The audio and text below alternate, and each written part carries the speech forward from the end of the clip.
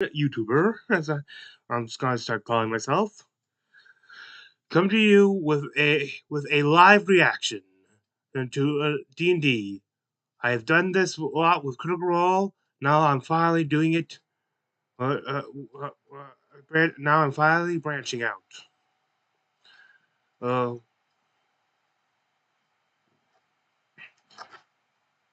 uh, this time we'll be doing the Dungeons and Dungeons of Drakkenheim campaign. At least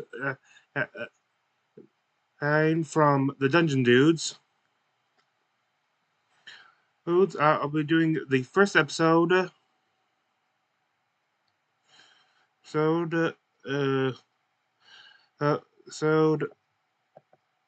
The Rat's Nest. Welcome to Draken. So not quite yet.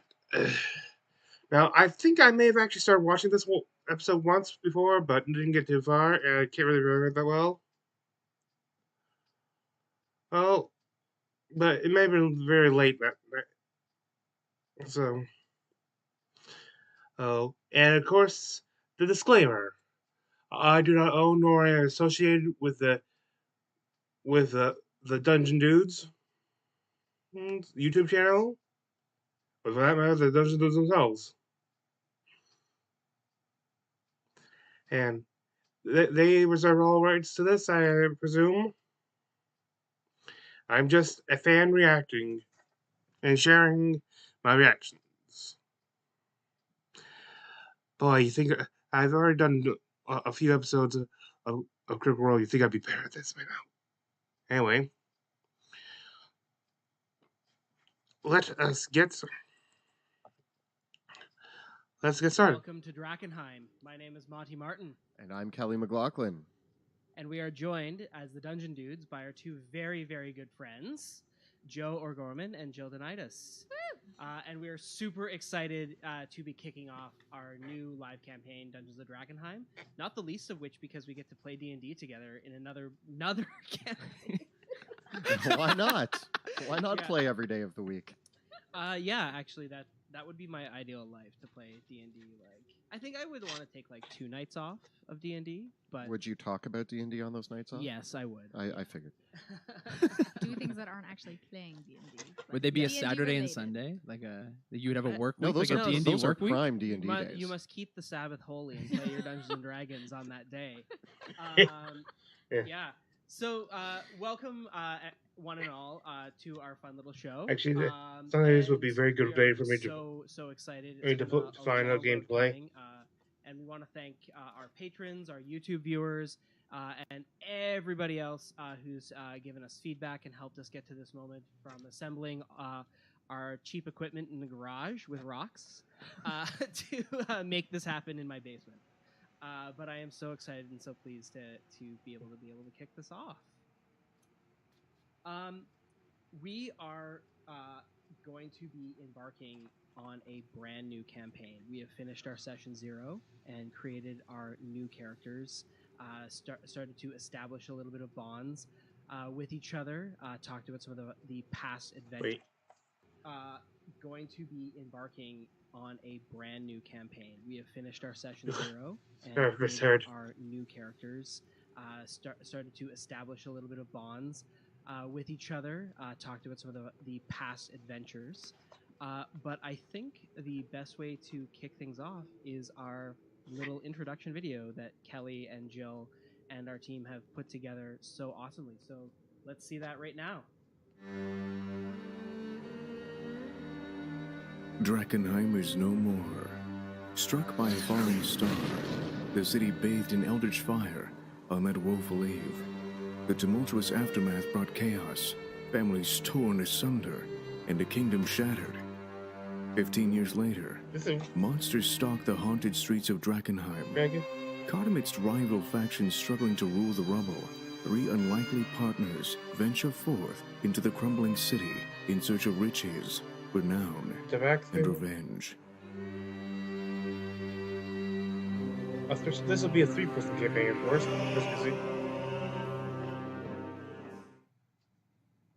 Wasn't that cool? That was so cool! Yeah, you guys did a Wow. really great job on that. Saying Thank that you. they just start out. So that was made possible thanks to hand-drawn art by Kelly and Jill. And thank you so much to our very good friend 100 Years Boar for voicing that amazing introduction. And welcome to you to Drakkenheim.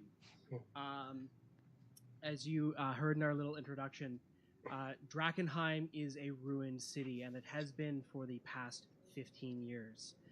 But now, after years and years of civil war and strife, our three unlikely heroes are venturing back, or in some cases, having never left, but going deeper into this ruined city of doom and woe and so much misfortune. Every one of you searching for something. As we begin, we find our group gathering in the northwest fields outside the city of Drakkenheim by the old Eckerman Mill, a place outside the city which has become a gathering point for adventurers, fortune seekers, bandits, and treasure hunters, their last stop before heading into the city. The Eckerman Mill is this old wooden mill. The farmhouse is long dilapidated and knocked itself over, but this wooden mill still stands creaking in the wind of the overcast skies. All around the mill and inside, the machinery has broken down, but the remains of dozens of campsites, the prior adventurers who have come to the city before you, can be seen all around. All manner of graffiti has been left on the walls, as names, one by one, have been etched, names of previous groups of adventurers who have come into Drakkenheim, some of which now bear deep scratches and gouges marked with the date that they passed away. Other groups, the names are still intact, perhaps because they all made it out alive, or perhaps because not a single one of them did. As we gather once again, we have our three adventurers, and which of you will start by telling us who you are? I am Pluto Jackson of Caspia. I'm a prince, and I come to Drakenheim for my dad, and I'm going to do royal son things and prince things, like kill monsters and probably get a bunch of money and sort of like plant a flag of Caspia in this broken land to claim a chunk for my people. Indeed. And tell us, who is Pluto Jackson? What class and what are you playing? Ooh. And what does Pluto look like? Okay, so Pluto Jackson is head to toe in armor. He is a fighter, specifically a battle master. So you can tell that I'm kind of running the show here. I'm gonna put on my ceremonial head garb. No, I want to hear some of this again. And tell us, who is Pluto Jackson? What class and what are you playing? Ooh. And what does Pluto look like? Okay, so Pluto Jackson is head to toe in armor. He is a fighter, specifically a battle master. So they do have so some you can tell that I'm kind of running the show here. I'm gonna put on my ceremonial head garb.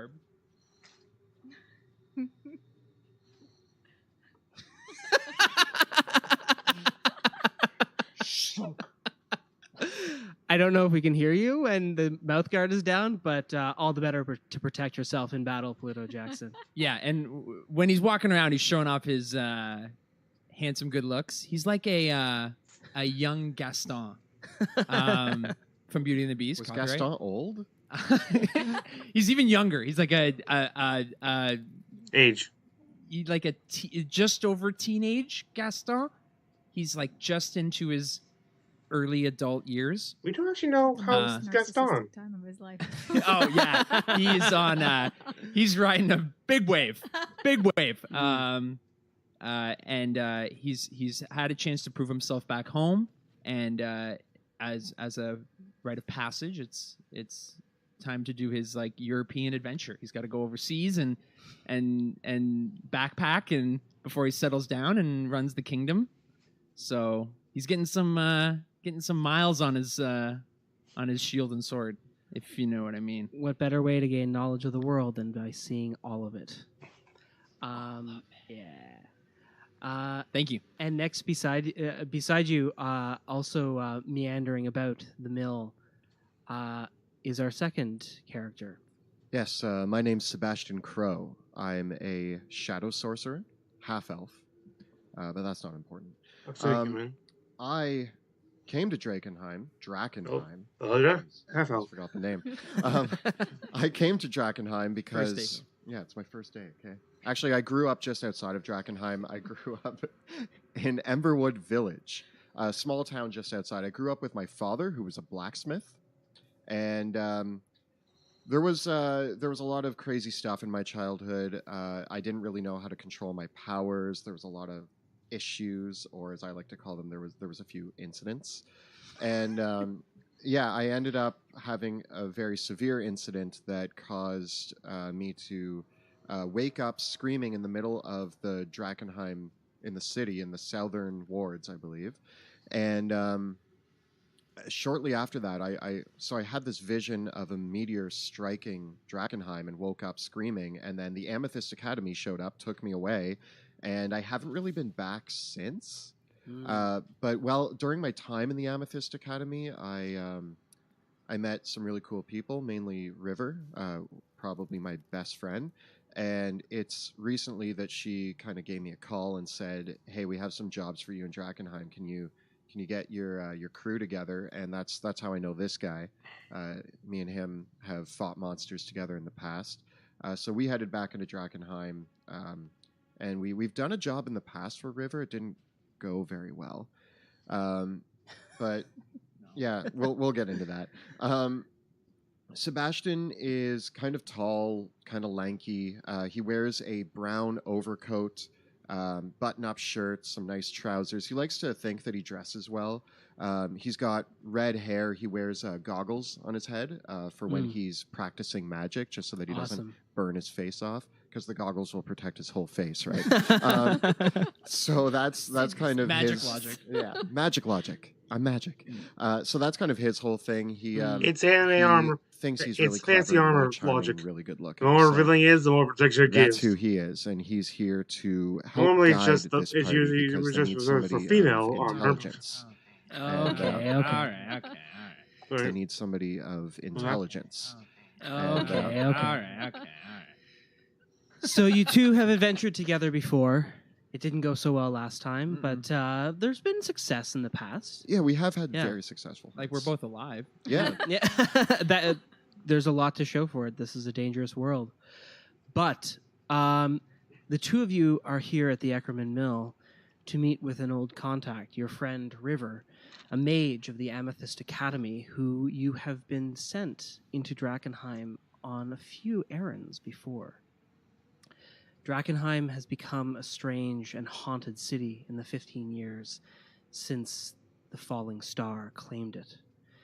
And now you've been asked a few times to head into the city by River to collect these strange stones, the fragments of the meteor, pieces of this mineral that people have started calling Dilerium, a dangerous but magically potent mineral, which it's not quite clear what it might do yet. Although people of the spellcasting provisions have found just being close to it rather addictive and intoxicating. You don't have to tell me twice. And at the request of your friend River, you've been meeting her here periodically to bring what fragments of Dilerium you've been able to collect from within the outskirts of the city. But now it's time to bring in a big haul, something special. For the pieces of Dilerium, the scraps, they might be useful for a spell, a material component here and there, but a larger trove is needed to serve the interests of the Amethyst Academy. And that is where River will be introducing you to a new companion, or an old friend, Hi. So I'm playing Veo Senya. I am a Tabaxi Ranger, specifically Gloomstalker Ooh, good. Ranger.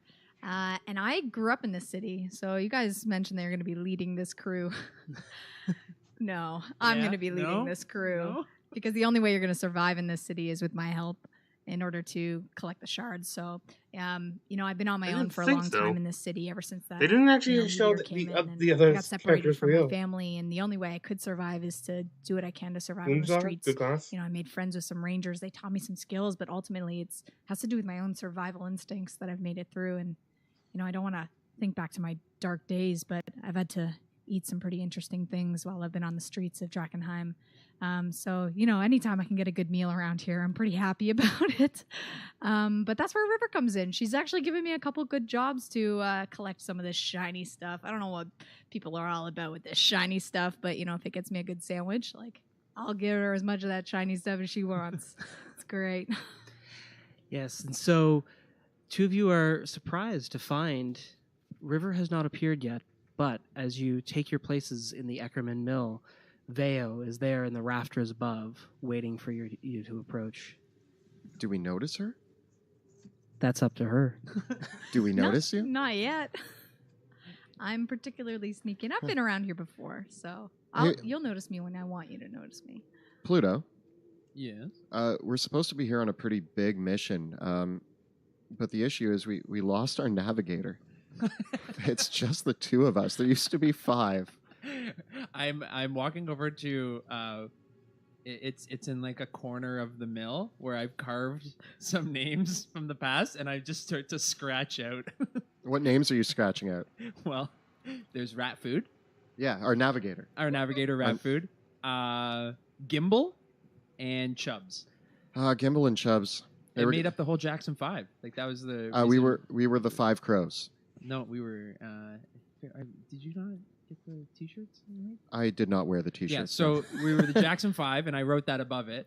It's written in Well, word. that's- there's actually that's several cool. titles. It says Jackson 5, which is crossed out, and then it says 5 crows, which is crossed out, and it just repeats that over and over again. But I've crossed out Rat Food and Chubbs and Gimbal. Yeah, we ran into some sewers filled with rats, and they killed rat food. It was just so unexplained and unexpected. They ate them alive. We did not see that coming. I didn't see that coming. It was just kind of like I know we got a little overwhelmed, and I mean we've done a couple of jobs for River, and that was probably the only one that really went sideways. I mean, I thought casting darkness would be a good idea until I realized I was the only one who could see, and none of you could, and that caused some major issues for the 5 crows. Oh, The no. Jackson 5 are going to move on from that. I mean, now we're the Jackson 2.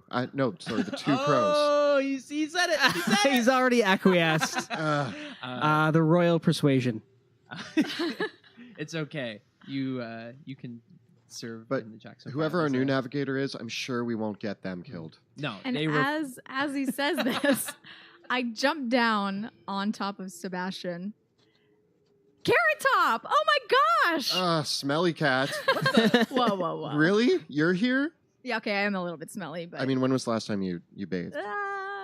bathing? What is bathing? Point. How are you? I'm good. I did not expect to see you here. We're waiting for a contact actually on a job. Do you still live around here? Yeah. Like- Yeah, I'm supposed to be here for a job too. River. What? Did she not tell you that I was going to be the one helping you? She told me she found us a new navigator. I'm the navigator. I mean, that makes sense. We used to sneak all around the city when we were kids. Yeah, you should know I know this place better than anyone. Okay, fair enough. Yeah. Who's this guy? He's Don't worry about him. he's very shiny. He's the meat shield.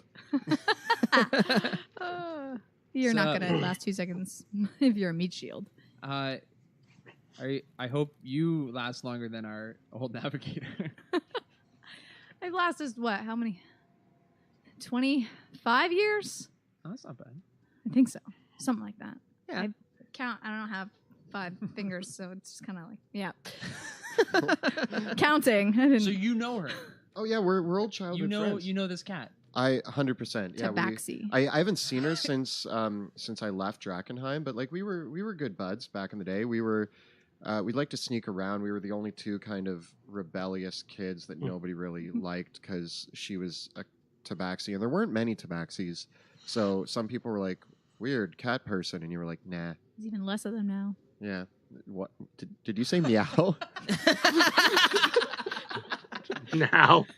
While you guys are talking back and forth, I'm just carving cat beside our names as part of the new Jackson 5. Well, the Jackson 3 now. Yeah. Okay. The three crows. Do you want to be a crow? Veo and the Pussycats, guys. Veo and the Pussycats. All right. Oh, is that okay? I can. I'll put Veo. I'll carve Veo Thank in there. you. As you finish carving the names in the wall, you can see the rough maps of Drakkenheim that have all been scrawled about, all the various warnings of the various doom, various forms of doom which have befallen prior groups to come into the city. All sorts of warnings like saying, "Has anyone ever made it to the crater?" Or "Whatever happened to that old Black Ivory Inn?" Or "Has anyone found the treasure at the old vault by the guild hall?"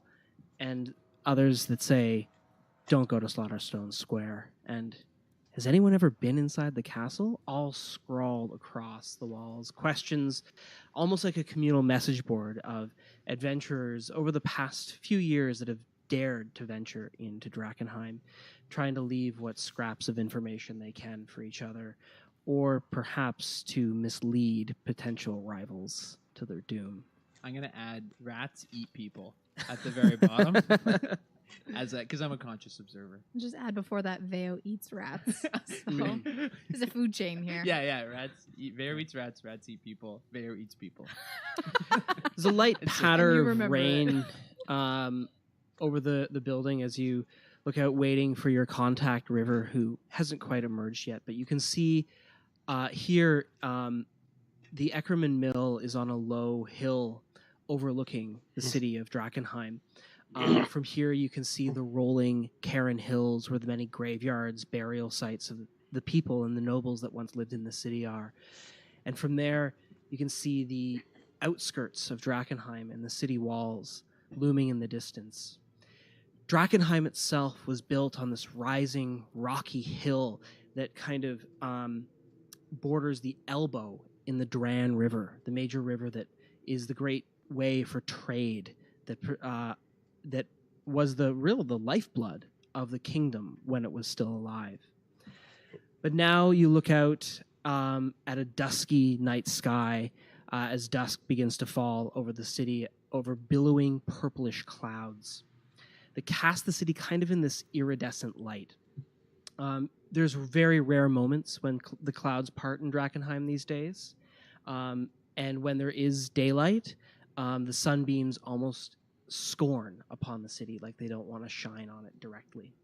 There really hasn't been a clear day in Drakkenheim for 15 years since the meteor fell.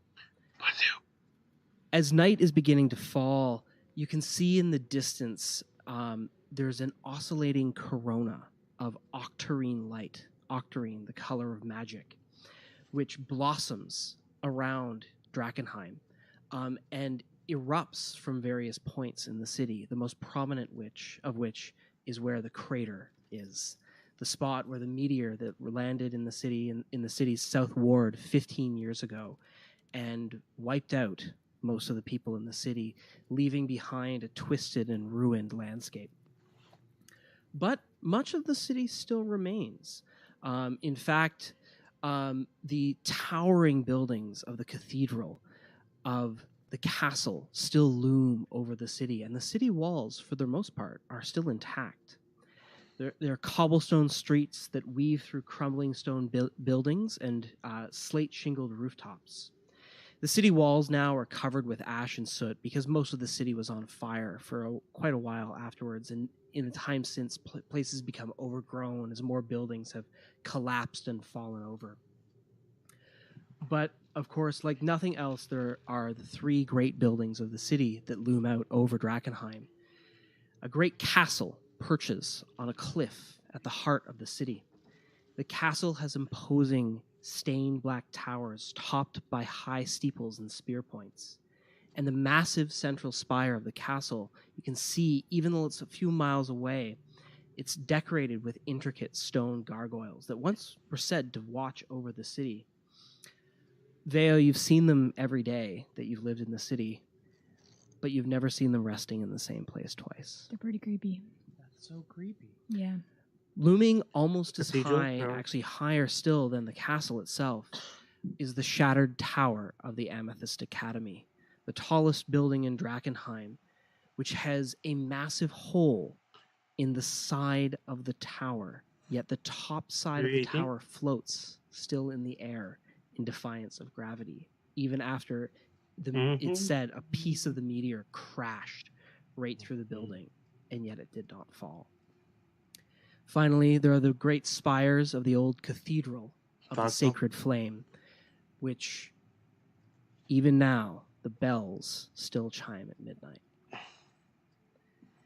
As you look out over onto the city, you hear a rough set of footsteps approaching over the hill. There are two pairs, one very light that only Veo can barely pick up, and one quite heavy, like a pair of armored boots. A short while later, you can see in the flickering torchlight that you have running around your campfire the person approaching. She's a woman, a tiefling, with her hood drawn up over, but you can still see out of her hood this long kind of wavy blue hair hanging down. And you just see at first her mottled brown skin as she pulls back her hood. And you can see the familiar spectacles of River, your old friend. She smiles warmly as you approach. And following up behind her is a looming figure clad in plate mail, its face shrouded in darkness, holding in its hands its shield and a flaming longsword. Flaming? River smiles warmly and says, Sebastian, Veo, and Pluto, it's good to see you all. Thank you for meeting me so late. It's good to see you again, River.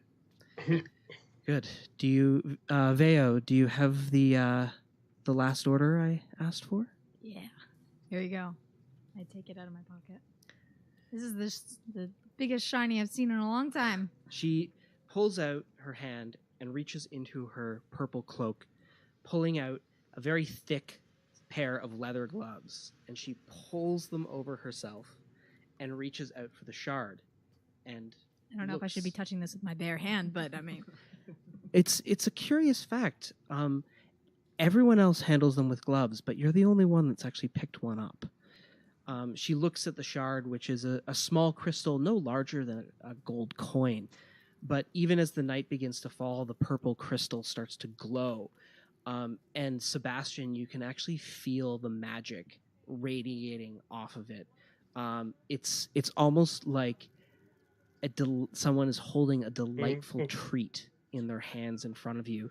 And even River kind of looks down upon it with hungry eyes as she very carefully puts it into a pouch and produces another very wet, sopping, and smelly bag and hands it to you, Veo. yes. And inside are several fish. This is why we do good business. Indeed. Have a Indeed. stay. Thank you very much for your patronage, as always. No problem. Were you just carrying that thing around? Yeah? Aren't those dangerous? That looks so dangerous. The fish? No, the gem, the Oh. Shard. delirium. That's what I do. Strange, I didn't sense it on you. Anyway, It's my feline aura. Gets in the maybe way. you just overpowered it with your smell. Oh, it happens. That's Truly. what that is. I couldn't put my finger on it. Yeah, that's not the building. I thought that was just Drakkenheim. No, that's her. Oh, okay. Unfortunately, I'd love to catch up, but as usual, I have to be on my way to the next meeting shortly. Oh, But Veo, it's been lovely that you've been able to collect these little shards of delirium for us. It's been rather enlightening, and it's good that we have one contact and now 3 good contacts in the city. I'd like you to go after something a little bit larger this time. We talking like baseball sized, or we don't know what baseball is. That's a weird. That's a weird thing. No, to say. actually, baseball was the national pastime of Drakkenheim. There's a very famous baseball diamond on the outskirts of the city. Are we talking baseball sized? Well, Or baseball diamond sized. Dun, dun, dun. Or are you talking like finger sandwiches or like submarines? we're talking submarines. Yeah, we're talking some big sandwiches here, Vea. So the word on the street is that there's several smaller craters throughout the city. A few of them were plundered a very, very long time ago for larger shards of the Dilerium. But I heard about a group of bandits that wiped themselves out by an old tavern, and I think there might be a crater in the ruins itself. What's the Witch Tavern? It's an old place on the outskirts of town called the Rat's Nest. It's actually really shocking that it's lasted this long. Oh no, it's just called the Rat's Nest. Don't worry. We dealt with rats last time. It didn't go well, but I'm sure there's no Is it rats at the gonna Rat's be- Nest. I have a question. Yeah. Is there rats?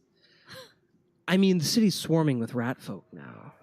But usually they're in Oh. in the older parts of the city where the sewers are. The Rat's Nest is off one of the main roads heading into Drakkenheim proper. It's on the outskirts of the west side of the city. So hopefully there's no sewer systems out there, and that means the rat folk are probably going to be pretty sparse. But who's to say? I mean, it would be pretty ironic if the Rat's Nest was inhabited by actual ratlings. Almost as ironic as rat food's death. I don't mind rats. Like, I'll kill them because I love killing. But I like to, set my sights higher. I like to have, I look for the trophy hunt. It's very curious. Like our tabaxi friend here, it seems like the rats and the cats of the city aren't as affected by the delirium as anyone else might be. As you know, deeper in the city, the delirium actually is so thick that it emits a haze that is intoxicating and can kill you in a few hours if you go deep into the city. And gods preserve you if you try to go close to the crater. But we think that this crater further out from the city, might be a large shard that we might be able to investigate or perhaps build into a magic item. Now, most importantly here, normally I would just do this on my own, River, let's be honest. Do I have to share the cookie dough with these guys? I don't know if they like cookies. Yeah, can we not get cookie dough? Can we get money? Yes. Yes. The Amethyst Academy can pay you for your troubles. We'll pay you commensurately with the weight of a delirium that you recover. And of course, normally you bring us shards, but if you bring us a larger piece, it'll be worth double. What if it's more than twice as large? Well, then we'll talk. We'd prefer that you handle this with discretion and speed. Right now, a few of the other groups that are coming into the city don't yet know that we've returned at the Amethyst Academy. And we have a few other goals, but we'd rather other groups like the Old City Watch and some of the others from the church don't know that we're working in the city quite yet. Of course. If we're gonna have a little discretion in this, how do I say, retrieval, maybe you could offer us a favor when we return. Your continued discretion will ensure your continued employment. Caspia can dig that. Yes, we know about your connections, Mr. Pluto Jackson, and Mr. Pluto. Oh no, sorry, you said that. Yeah. Sorry. We'd be very interested in continuing to work with your family. We might have some interesting information as well to provide. Of course, it would be a real awkward situation if, say, the Illyrians found out that the Caspians were also starting to get involved in Drakkenheim. Damn those Illyrians. All right. You've swung me. I'll do your fetching. I'm just happy to help. I mean, Yeah. you've always been a very close friend. Anything that you need, happy to help you with. It's a shame that you were never able to continue working with the Academy directly. Yeah, there was an incident. I'll have to be on my way shortly. I need to meet with another old friend. I think Elric's going to be heading to the city soon. How is Elric? He's well. Good. He's busy. Well, always. It's always been a little bit awkward ever since you were kicked out of the Academy. Yeah. Sorry about that. But no matter. In any case, Veo will be able to lead you to where the rat's nest is. And take care when you're extracting the delirium. It's very important. What we've discovered is that if it's cracked or damaged, it leaks pretty dangerously. And once it's cracked, it seems like however large the piece is, that's how much magic it will ever hold. We've never succeeded in cutting it into smaller pieces, and we've never succeeded in forging it together into one larger piece. That's why it's so important that we get an intact, large piece of delirium. That way we'll actually be able to make some headway in figuring out what it's actually made of and where it comes from. You just keep serving the sushi, and I will serve you up that big shiny. We'll have some salmon and haddock next time. Yes! I know you've been getting sick of tuna. Never sick of tuna, but the addition doesn't hurt. Fantastic. Well, Sebastian, it was good to see you. Vea, Never. you as well. Pluto, it was nice meeting you again. I'm going to be on my way. And she turns and heads into the night. I wave bye to the mysterious stranger, too. The big armor. See ya. It turns slowly, and it kind of like tips its helmet. Oh, that was nice. I call him Giorgiano. What does he call himself? I don't know. I I've want never, that flaming sword, though. I've never asked. I don't. Yeah. I feel like The that's Amethyst Academy is a strange bunch of people. Sebastian, you'd never been in any of their larger towers, but the actual members of the Amethyst Academy usually always have some sort of strange bodyguard like that. Did I? When I was with them? No, because you were just an apprentice. Ah, Yeah. nuts. You didn't stay long enough for the reward. I didn't do very well with that whole thing. But anyway, we got some names on a wall. You've been added. Welcome to the Three Crows. Jackson 5. And Veo and the we Pussycats. are going to be on our way, I guess, to the Rat's Nest. It's an old tavern, right? It is. It's an old tavern on the outskirts of the west side of the city. Of course, being outside of the city got it. walls proper, Their in an their area name of should be city the known, Draken Dudes.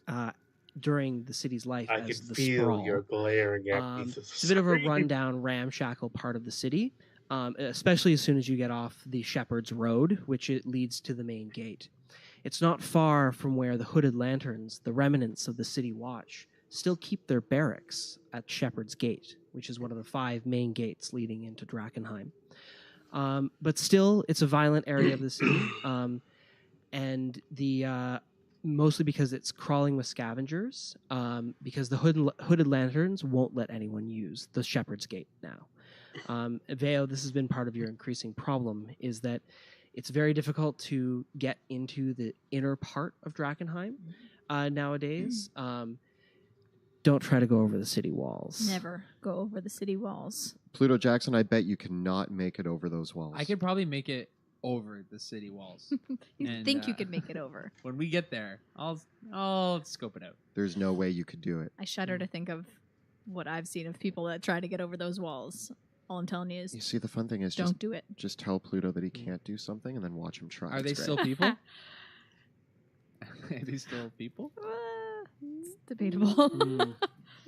And of course, it's no easier to get into through the other city gates, for in recent times, many pilgrims have come to Drakkenheim, following a faith that has been an offshoot of the sacred fire called the Falling Fire, believing that the crater and the meteor are a sign of changing times. This group, the Cult of the Falling Fire, as people have started calling them, now control the gates leading into the South Ward.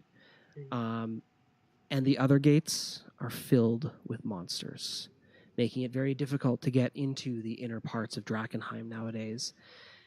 And of course, going through the sewers and the undertunnels, all the dungeons beneath the city is possible, but what's down there is even worse than what stalks the city streets.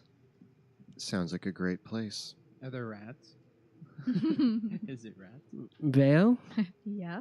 Aw. They're yummy if you can barbecue them just the right way, though. I mean, like, the one benefit that we have, our previous navigator, the last thing he said was, I hope there's not rats down here. And then he was eaten by rats. At least Veo has eaten many rats, so we have that on our side. Yeah. Gotta do what you gotta do. Mhm. I like that. I like the odds. The odds are better on this one, I think. They're pretty good with me. Just saying. Like, All right. abilities. Onward, companions. It is late into the evening, and yet you still venture out into the city, but not without good reason. For even though the city is dark at night, it seems like the clouds only disperse at night, and this is when you can see the moon and stars hovering over the city, almost like they're mourning over the corpse of Drakkenheim.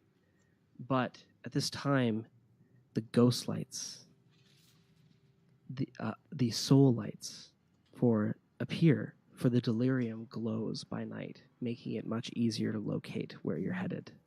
I love that. The Dusha Grada, as we call it, the soul of the city. It's beautiful. Definitely is the only beautiful thing you will probably see in this city, so be prepared for that. Is there like a big glow coming from a particular part of the city, or is it a pretty... By nighttime, the glow coming from the Great Crater can be seen all throughout the city. And it's kind of like the way that you can orient where you are in Drakkenheim is just look up and look for the bright light that's coming from that direction. But by wheeling around the crater and facing away from it, you can see other bits of light, sometimes indicating spirits, campfires, other adventurers. But in other cases, you can see that distinct purple glow, the octarine backlight of the Dilerium, and that is the easiest way to find it, because during the day it is it's more of a dull purple until it's either exposed to magic or by the light of the moon itself. Cool. It's beautiful. It's all right. How far is the rat's nest? Yeah, is it going to be a long walk? It won't. Drakkenheim itself is about a city 4 square miles in size, with the core of the city being the inner square mile. And you're only maybe about 2 miles out from Drakkenheim right now. From the mill, you can see the city, and you can take either the North Road or the Shepherd's Road, leading you into the city proper. With the Rat's Nest being kind of in the area between the North Road and the Shepherd's Road on the northwest side. Okay. I say that we just head straight there. I mean, do we want to take one of the main roads, or do you guys think... I mean, you're the navigator here. I wouldn't necessarily take one of the main roads, but luckily I can get you there twice as fast as anybody else. So, All right. yeah. It's, What way's best? let's take... There's a couple offshoots of streets that are good. Just can you see in the dark? With this giant glow, it's like someone left their computer on. I can find my way anywhere. in What's there. What's a a computer? computer? It's like Yeah. baseball, but with magic. Like magic baseball. Oh. By the light of the moon, and with the background glow of the Dilerium and the haze, it's almost like eerie streetlights illuminating the city at night. It's not bright by any means, but it's enough to see your way. And with a torch or a hooded lantern, as befits the name of the hooded lanterns who carry them now, you can make your way quite fine. For the two of you with your shadowy abilities, it's of no concern. So you probably will still want to carry a lantern of some kind as you travel, if you can't see in the dark. I'll have a torch going.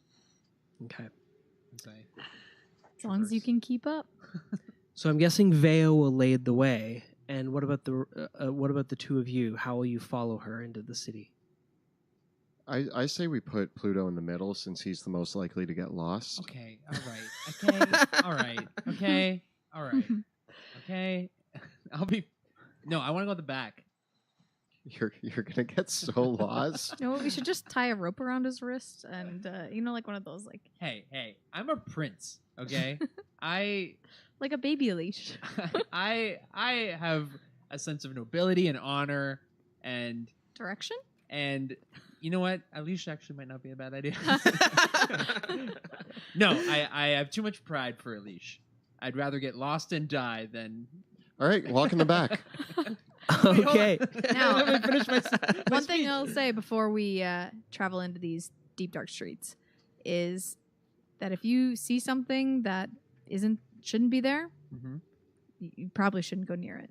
That's probably one To be rule fair, I've I've never by. been here before, so everything I don't know what's supposed to be. So never, don't ever go there. near any of it. What if somebody needs help? I mean, people got to learn to survive on their own out here. Why do you think I've survived so long? Yeah, but what if they need help and we? What if I'm needing to learn how to survive on my own, and that's why I need to go look at things? I mean, Let's just play it by ear. If there's a situation that arises, we'll probably maybe try to avoid it unless we decide to get involved, which we will. I'm trying to impart my good old survival instincts on you. If you guys don't have those instincts naturally, I'm sorry to say that I may not be able to do much for you, but I'll do my best. We've survived this whole time. We've only lost 17 crews so far. Statistically speaking, our guides are more likely going to die than us. Well, just from a numbers standpoint. Just know that this is probably the exception to the rule. Yeah, well, little warning to you, and this isn't a threat. I really hope that you survive, but nobody that's ever traveled with us has survived. I will say that sometimes it's Pluto's fault. Like 3 times. Yeah. Like 3 times. Just avoid moving things in the dark. That's all I'll say. Clunk, clunk, clunk, clunk. What about my? Can we sing while we march? No. Oh, man. I think I would like to hear a good Pluto Jackson song. But anyway, onwards we go. I'm like Right. a little bit tense as we're going now. You're gonna get me killed. Okay. With that, you make your way across the fields of the Cairn Hills, following along the Shepherd's Road to the outskirts of the city. What were farmhouses, isolated monuments, cairns, and small family graveyard plots break for the first outer buildings, the warehouses, the coaching inns, the stables, and smaller homes that now are little more than dilapidated timbers on the outskirts of the city. Well, the old marble and stone core of Drakkenheim has held up well over the years. The outskirts of the city are rotting away because they are mostly wood and the odd stone building. Most of the streets are not paved, they're just mud. But the main roads are the cobblestone highways leading into the city proper. And as you get closer and closer to the city walls, the roads become stone, the sidewalks get built up again. But very quickly in the outer parts of the city, as soon as you go 2 streets off the Shepherd's Way, you're into dirt roads and basically wooden homes that are sinking into the mud around the city.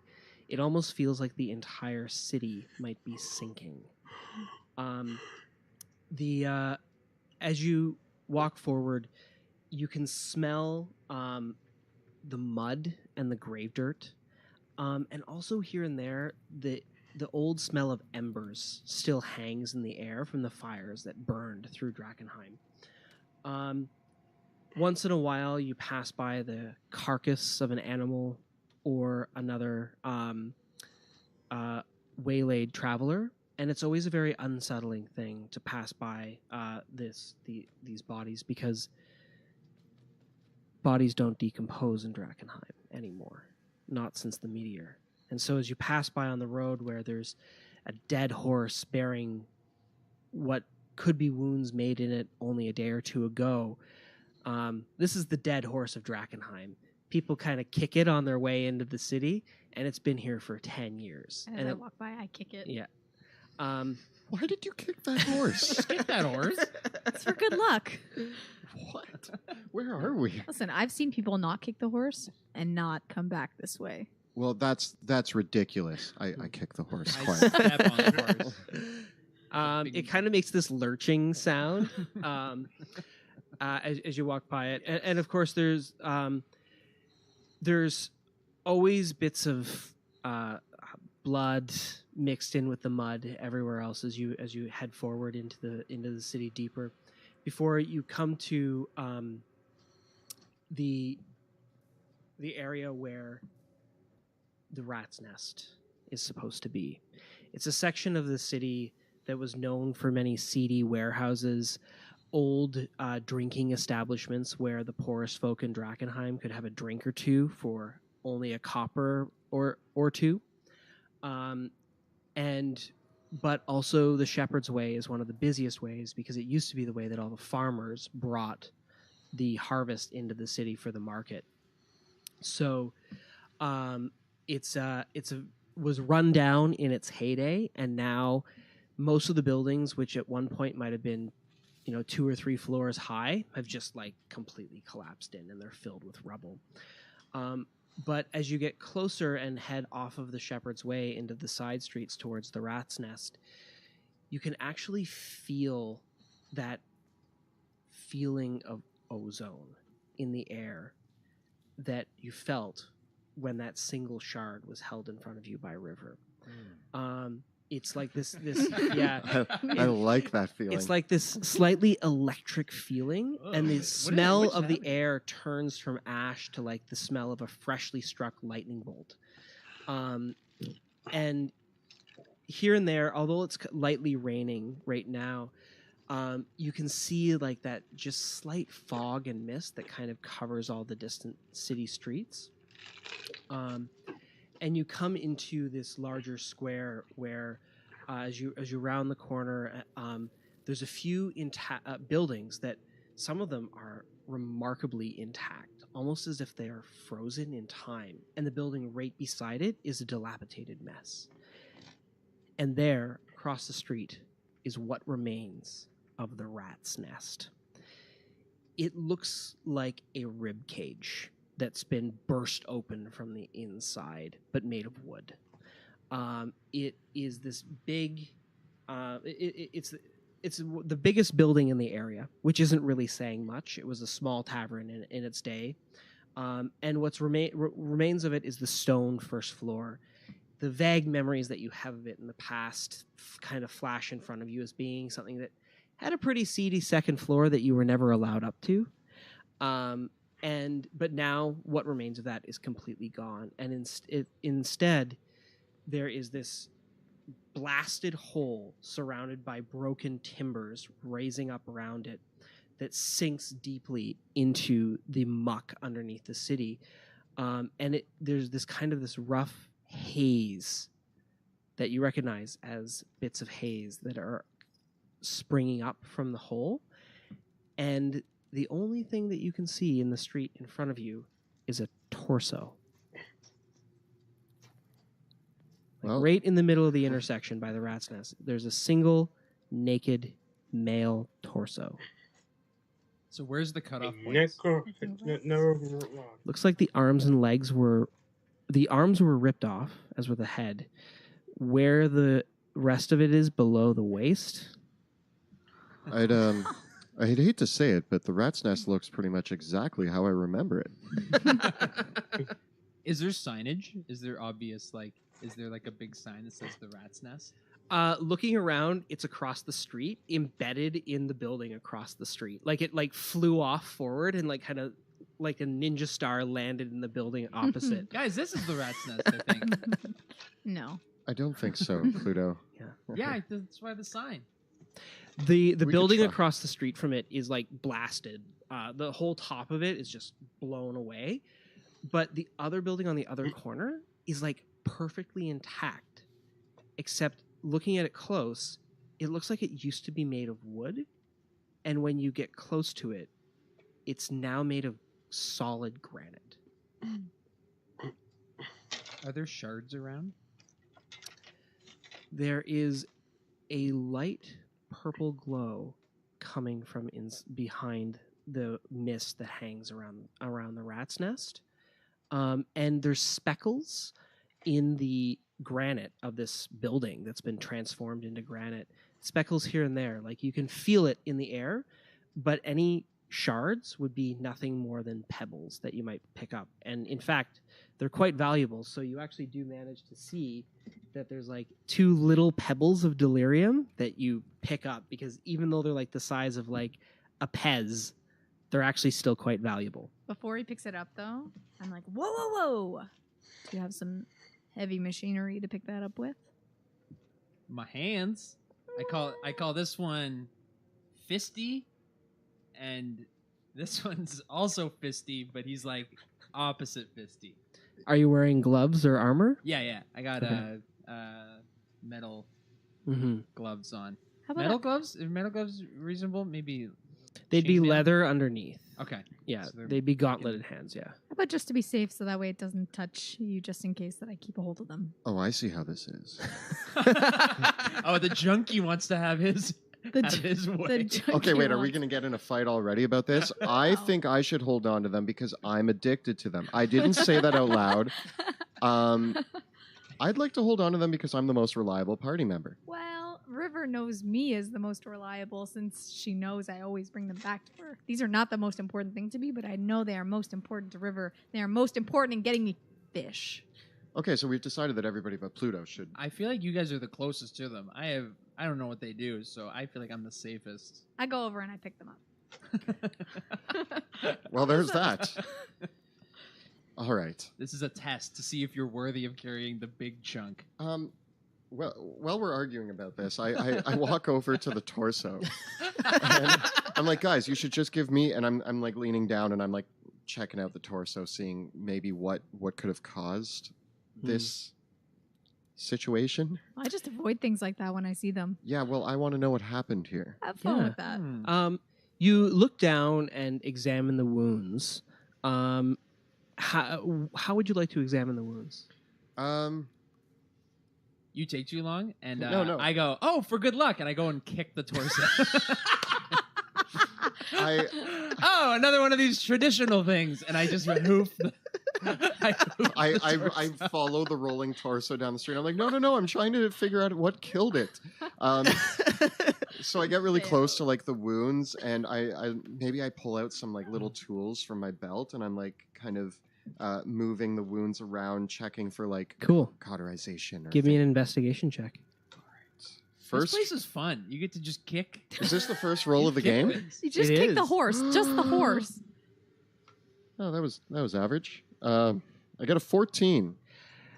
Looking down, the wounds look like Yes, face go. the man was pulled in 3 directions at once.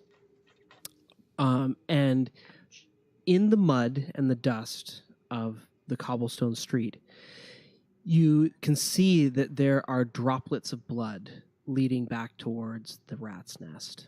But droplets also leading out in several different directions towards ahead in the street, where you can see a sewer drain. Uh-oh. I thought we were hoping for no sewers around here. Yo, But I guess no. what part of the It's city the wouldn't rat. have sewers? Where would people? I guess they would throw their poop outside in buckets. Anyway, We have cleanly, well, okay, not cleanly sewers, but a solid sewage system. sure. It seems like This torso has been Mm. ripped apart in several different directions, and there's blood trailing off Okay. in multiple ways. I feel like one of the things I that did think this someone kicked it. is the one that went into the thing. Now, One that did the rest. think That's someone whoever did it. I want to look did. for footprints. it's Any probably footprints over leading there. to the sewer? There are so many footprints in the mud in the cobblestone street. Some of various booted footprints, some of scratchy, more animal-like footprints. But that's nothing special in Drakkenheim these days. River said stay I have in a the sewers, collection. right? I mean, we went in the sewers for our last job, and nothing bad happened except we lost 3 members. But That sounds I good. would rather avoid the sewers. Is there going to be shards in the sewers? I see there's glow. I mean, we're here to investigate the rat's nest, and we were told that there's going to be a large meteorite in there. So I say that we just stick to the plan. There's no need to go wandering off. Yeah. So looking at the trail of blood that leads towards the rat's nest, I specifically want to look for some footprints that line up with the trail of blood to see if there's footprints to go along with that. Mainly, I want to try to find out, are they human footprints, or can I determine? It looks like there are several bloody human footprints leading towards the rat's nest. But there are other bits and splatters of blood, and they kind of looking around. Give me one more investigation check. I'm going to roll my other dice. I wish I hadn't. I got a 12. Looking around, perhaps there was a fight here, but who the assailants were and who came out on top, it's difficult to tell. Probably not the torso. Probably not the torso. Veo, have you been to the rat's nest recently? Not recently, no. I don't really come too far on this part, but I've heard some scummy people end up here. Well, and I pull out my sword. Let's check it out. And I start walking towards the entrance of the rat's nest. Now, do we see any specific light coming from the rat's nest? Yes, there is a glow of the soul light coming from the rat's I nest. say we go towards that. Let's just try to get this big shard and get out of here. Okay. Deal. You approach the rat's nest closer, and now you can see what remains of the buckled stone floor that held up the main level of the tavern. It is shot completely through. There's splinters of wood everywhere, burn marks, and several as you look forward, you can see on the opposite wall there is actually an ashen outline of several huddled human forms against the wall. This is why you don't mix drinking and magic. I do it all the time. But what is I guess more this is like a striking, though, is Yeah. the gigantic hole in the floor, almost 30 feet wide, which leads ostensibly into what would have been the brew cellar or the basement of the rat's nest, which is now a roughly hewn crater where both the wreckage of much of the wreckage of the building, though, isn't in the crater because it was flung all over the street, right? And most of it across the street. And what remains, though, you can still see like the smoking haze. And as you breathe in the ozone-like air, you can tell that you are breathing in the delirium haze now. Which I'll take this time to remind you. While you are in an area where the haze is in place, you will not be able to benefit from a long rest. Okay, so and any areas in afflicted by the haze, short rests are fine, long rests are not. However,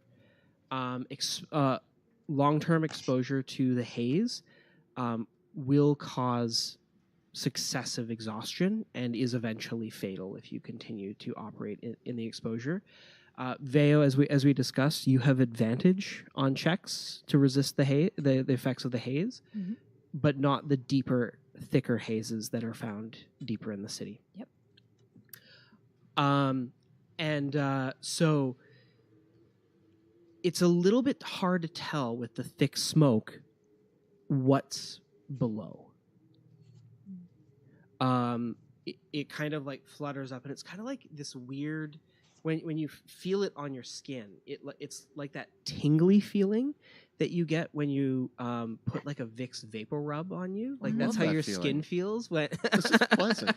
I would recommend Yeah. wrapping a bandana or Yeah. something on your face if it's going to help. Do you think I just carry around a bandana? And well, the haze itself isn't warm or cold. My chance with the mist.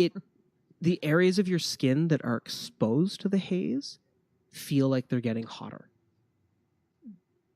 And do I notice the effects right away, or is it like It's a slow onset, but you can feel the warmth kind of immediately. It's not painful, but it's not particularly pleasant either.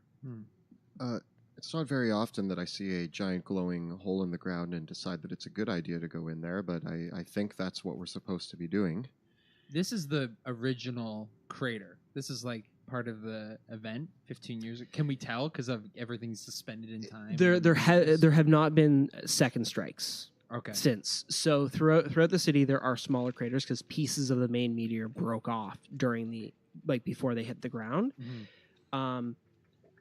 And some of them are larger and smaller than others. Like the large crater itself, the Great Crater, is said to be perhaps even 500 feet wide or larger. Like it's gigantic. But this itself is a very small impact. And we can't see the bottom. You can see the outskirts of it, and you can see a bit of the depth to it. That it's probably about 20 feet down.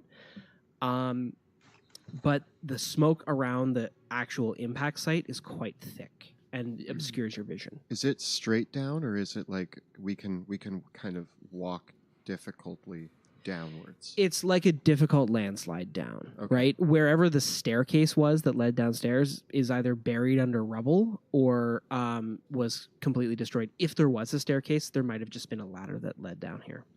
Do I see any animals around? Anything like rats or birds? Give me a perception check.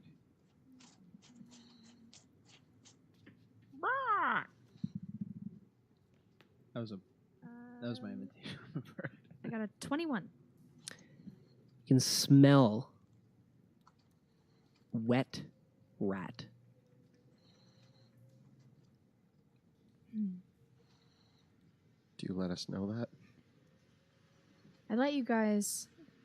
Yes, there's some nasty rat smells, and I mean I can smell it over my own body odor, so it must be pretty strong of a rat smell. Oh, jeez. I was hoping to get one close by so I could grab it, but I'm not really seeing anything around.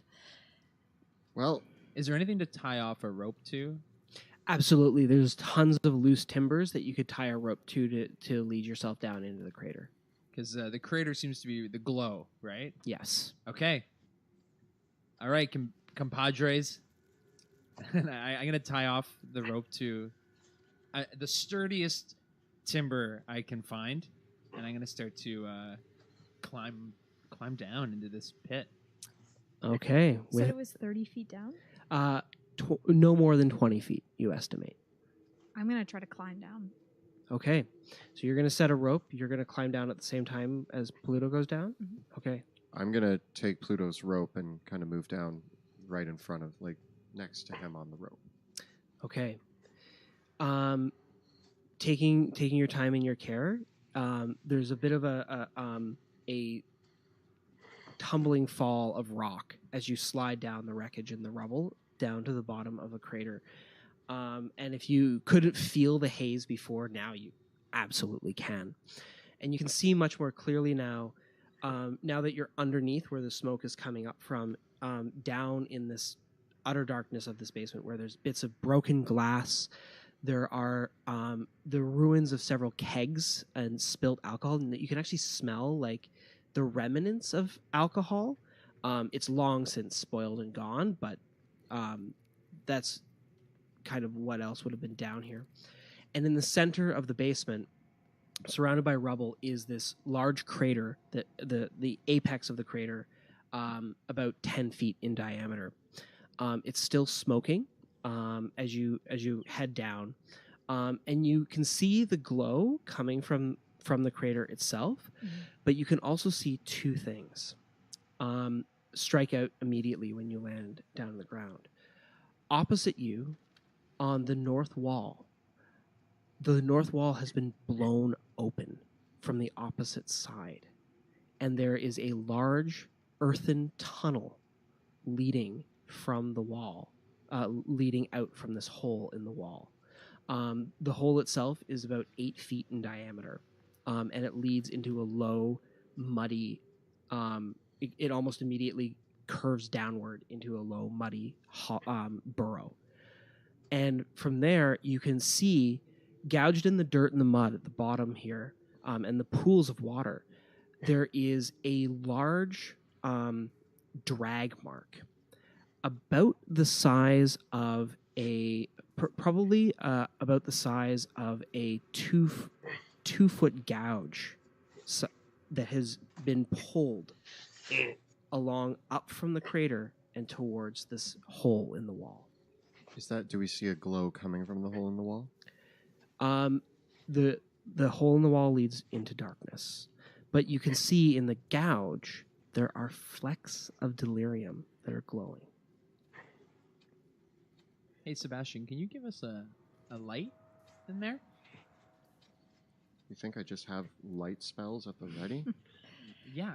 Shiitake mushrooms. I think somebody stole this thing before you could get to it. Oh, so there's no. We don't see it. There's no. You haven't looked in the crater itself yet. No. Okay. I check out the crater. You said that there were flecks in there. Mm-hmm. Anything else? Inside the crater, looking down, are several skulls, and inside the skulls is what looks to be a glowing orb. Inside one of the skulls that is glowing purple. This is probably a bad idea, but I'm going to pick up one of the skulls to look at the orb closer. You pick up the skull, and it's a small orb, roughly about 3 inches in diameter, of polished glass. And when you pick it up, it goes dark. I put it back down. It stays inert. I take the orb out of the skull. Okay. And I put it in my pocket. I feel like someone may know we're here now. Maybe, but I also have a new orb to look at. Is there anywhere I can light? Like, is there, I don't know, something I can light on fire to get a bit more? You have your torch. You still have your torch. Vision? Yeah. Maybe on the sides of the walls. Is there torches that I can light? Any sconces or lanterns that were down here are long destroyed. Okay. I also never practiced any light magic because I can see in the dark, so, Yeah, that's I true. didn't need it. I'm going to take my... Okay, brag. I'm going to take my torch, cautiously approaching the opening, and I'm going to kind of toss my torch at the opening. Yeah, you toss it at the opening, and it lands with a thwack in the mud. And slides down and like kind of starts tumbling down this low thing before landing, and you hear a splash and it goes out. I turn to you and I say, you realize you could have just asked me. I can see that there's a slope that goes down right there. But now you don't have a torch.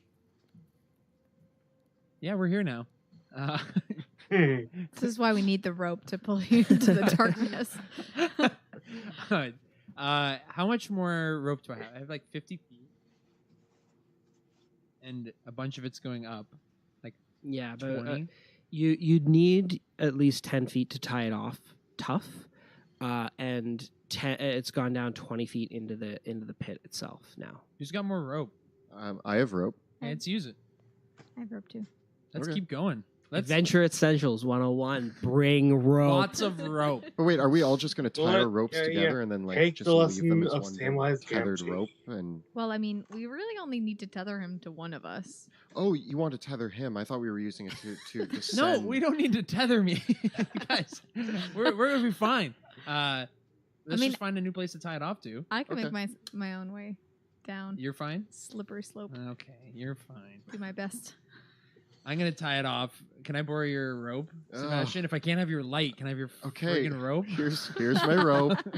Just And I grumble. Just always with the lights and I'm tying off to. Okay, I'm gonna try to find something else. If like you a lose my broken rope. table or not a skull. I'm not just gonna be looking through skulls. There's bits of the rafters and the like the foundations of the building. Okay. There's enough that you could it'll probably hold. Success. Before I go down, do I see, when I look on the ground, any big enough shards that will add to our collection? These are like flecks. It's more like glitter. No, okay. It looks great. Delirium glitter never comes off. Like worse than Careful not to regular get that glitter. It's worse than regular glitter. Like Oh, it's God. super awful. Sounds It's like part it also yeah. kills you. Too. It'll just ruin your Yeah. stealth, you know? Yeah, Murder and glitter. like the glove that the gloves that eventually people handle delirium with, like eventually just turned into like a Michael Jackson glove. I want one. I want one right now. All right, are we Does that mean descending? my hand is like a glitter hand? In your case specifically, doesn't like stick to me. it doesn't stick to you as badly. Yeah. It's like just my nails. You're- I just have sparkly nails. I need to know more about your fur and how You're it more doesn't- interesting than the glitter. Yeah. Well, okay, so the light, the glow. Do we see any other? Because we saw kind of a bigger hue Mm.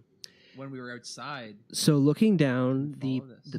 the burrow that is on the other side of the broken in wall, it descends sharply for about 5 feet, then it turns sharply, almost 90 degrees, and heads further down. How far down? Judging by the sound your torch made when it hit the bottom, maybe another 20 feet. Who wants to go first? Veo, you're the navigator. I can probably see the farthest too, so yeah. Yeah, so of course you should go first. I'll go This first. is how we lost. Yeah, we're having like this flashback. Yeah, I'm like, having didn't we deja vu. send- Rat food, food. why don't you go first? I hope there's not rats down there, he said. And Here, it's fine. As I'm going down a bit slower than I normally would because I want to keep an eye out for any more of the glitter. Cool. Yeah. We're going to take the moment then.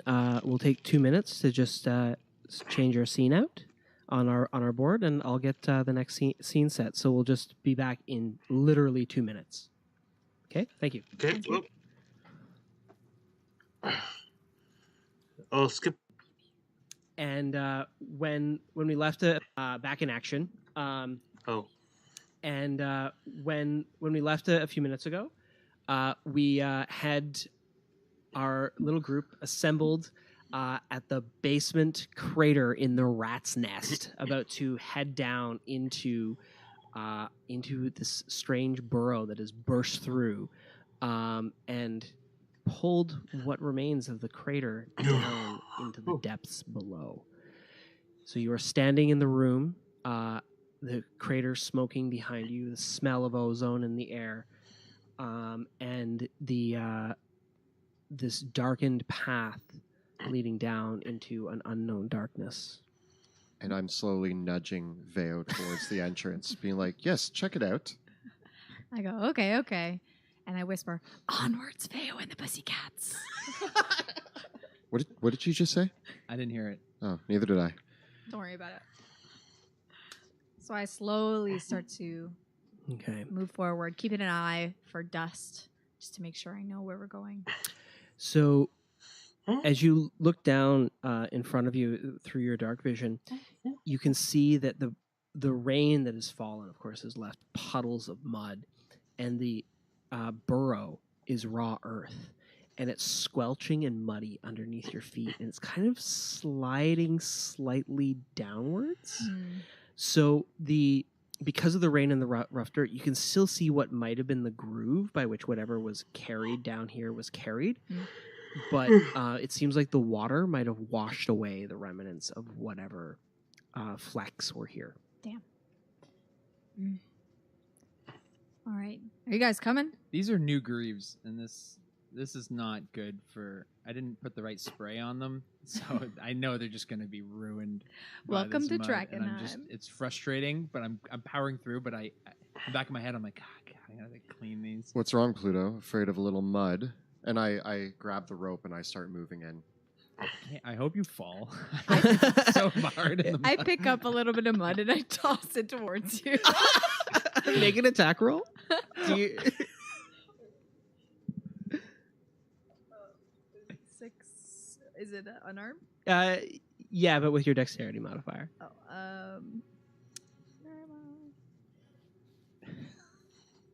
Oh, 11. Okay, so you're wearing armor. You've I catch it with the shield, and I glare. I'm like, not funny. Can you even see her? I got really lucky. It was more like the shield would just happen to be can you there. see the mud coming towards him because it's so he's dark. brought a light source down with him. Oh yeah, okay. Well, he dropped it. It went out. That's true. Hey, no tomfoolery. Wow. Oh yeah, you did throw it down the tunnel. What are you doing for light? Come on, Pluto. We're already halfway down. Okay, I use another torch. Oh, okay. Pull on the rope a little bit. God. I'm gonna run out of torch. Just don't jump. In this first dungeon. All right. Who's leading the way? I am. Okay. I'm going down. So you head through the burrow, and it, as I said, it immediately sharply turns and heads down deeper. You can feel this slickness of the mud and the earth as you head down, and there's bits of stone and rock that you can kind of get your footing on, but this is really slippery. I would like you to make for me a acrobatics check.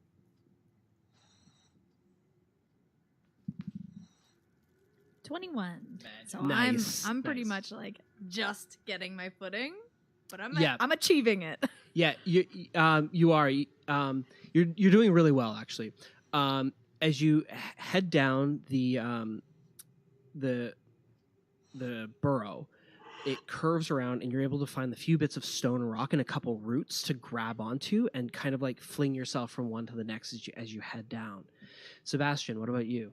I'm holding onto the rope, and as I'm kind of lowering myself down, I don't want to admit that it's slippery and that I'm having trouble. But I do let Pluto know. I'm like, Pluto, it's a little bit slippery. You might have trouble. I'm fine. All right. Your footing is very uncertain. I'm going to have you give me a dexterity saving throw.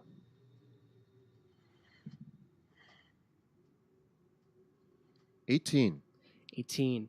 So your left foot gives out underneath you, but you grab the rope, pull yourself steady, and are able to lower yourself down. Nothing happened. Downward. Pluto, how are you heading down? Frustrated by the goading. I've taken a couple of burrows before, so I grab on and I do like the slide with like the let go, hold on, let go, hold like Okay. To really get down nice and quick. Give me a dexterity saving throw as well, please.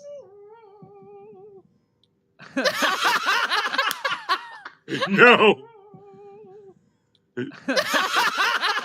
Oh please! Is it? Natural one. We should be stealthy, right? We're going down this rope quietly. Okay. Should be. But I'm So- I'm all on the lead. So, So- get ready. Yeah, you're at the back. So your footing completely gives out, and you slide all the way down to Power the bottom. slide? Yeah, you're power sliding on your butt.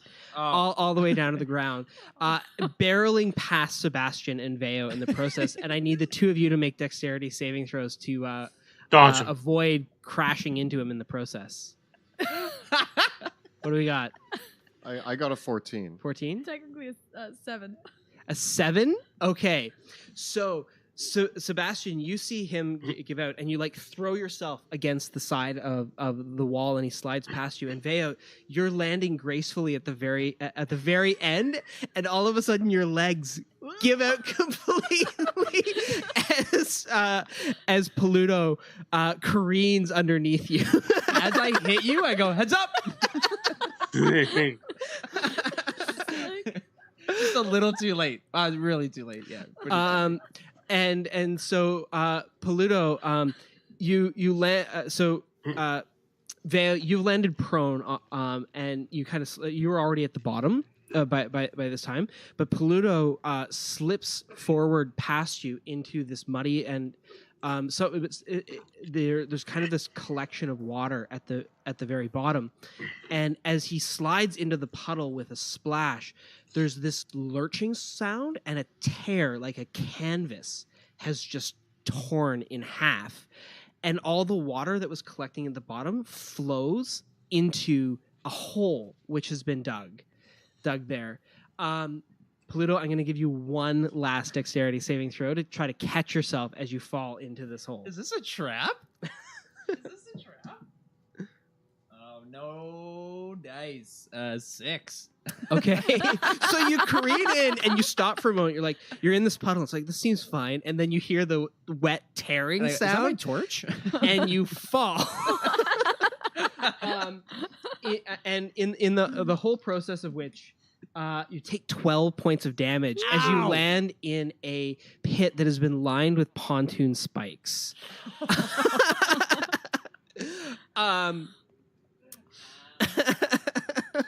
Sebastian walks out at the bottom and kind of brushes himself off and steps over Veo, and it's just like, where's... Well, you find yourself getting to the very bottom, but as you come towards the ground, as you start to pick yourself up, Veo, you can hear this chittering sound, this squeaking sound. Do I recognize it? It sounds like a swarm of rats. I knew Pluto, wherever you are, we have rats. He knows because they're in the pool, the hole with him. I didn't see this happen, so I'm like looking around. I'm like, I'm just At still. this stage, I will have everyone roll for initiative, everywhere. which we've actually pre-rolled. So what did you all get for your previous scores? 13. I got a 21. Okay, and a 7. I'm on fire today. Well done. Yeah, I'm still not happy about this mud. It's like to the point where I'm like, it's not quite water, but I'm wet and I'm not happy about it. I'm It's not not the happy s- about the spikes in me. I'm doing okay. Okay. I'm So- badly hurt.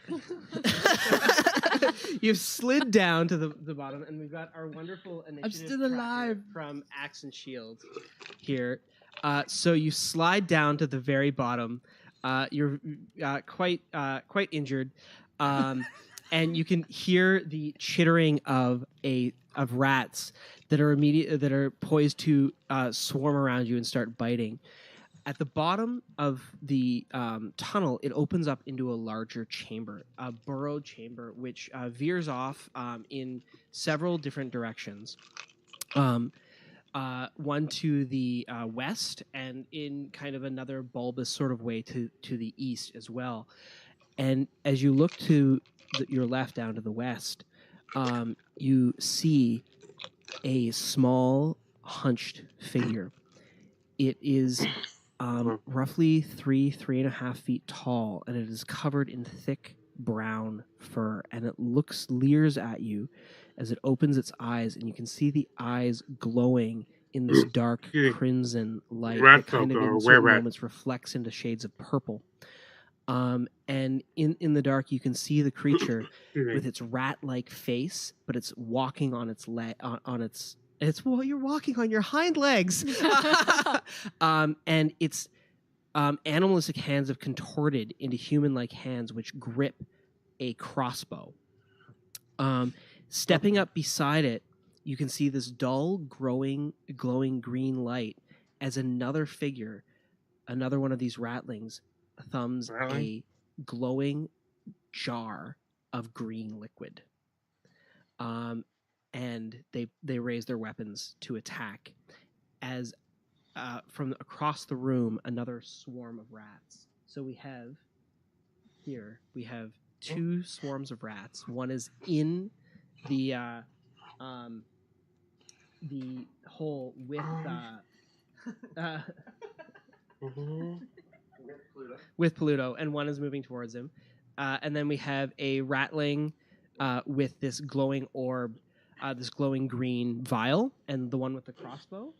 And then we also have two gigantic rats. Where are they? They are in the room proper. And I'm in the pit. Yeah, you are in the pit. I'm in the pit.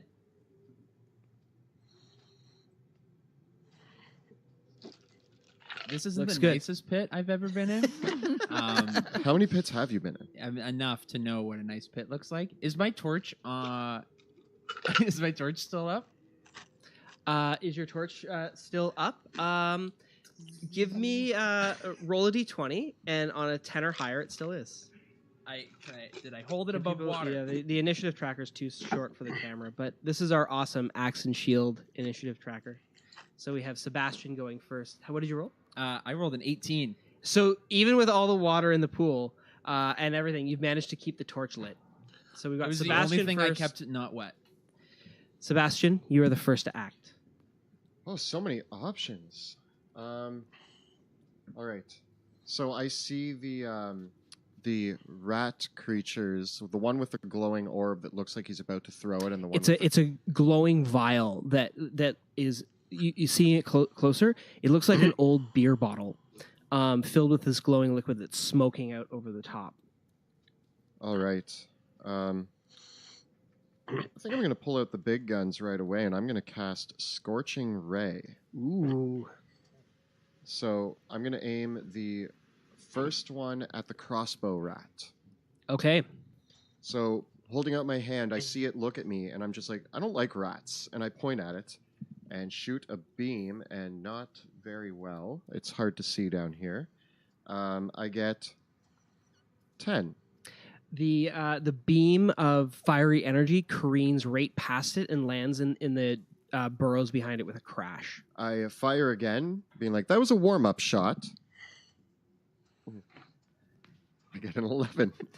The second one follows on the exact same path. You kind of lower your elbow and go, boo, boo, hitting Those- the exact same spot twice in a row. That's actually impressive. Those were warnings. You better back off or else I'll hit you. And then I fire a third time.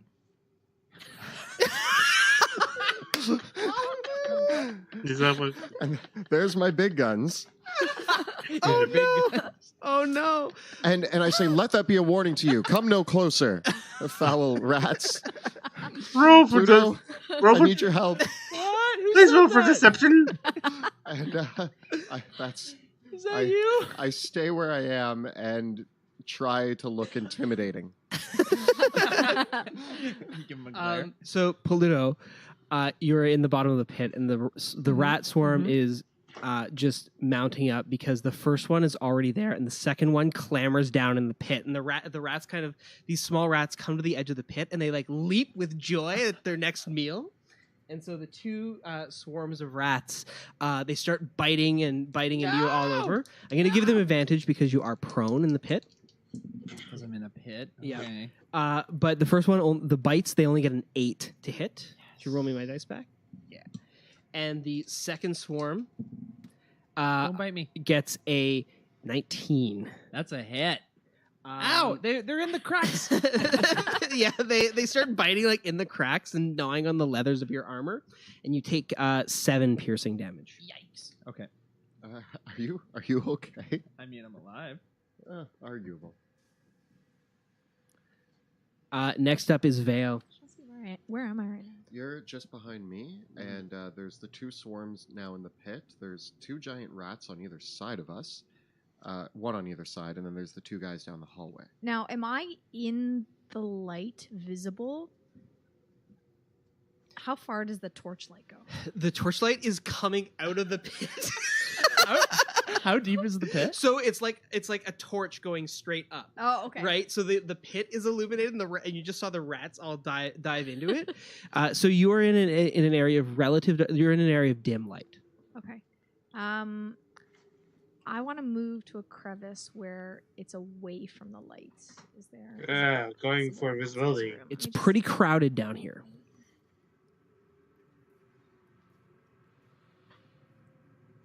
Where? I'm behind you. Yeah.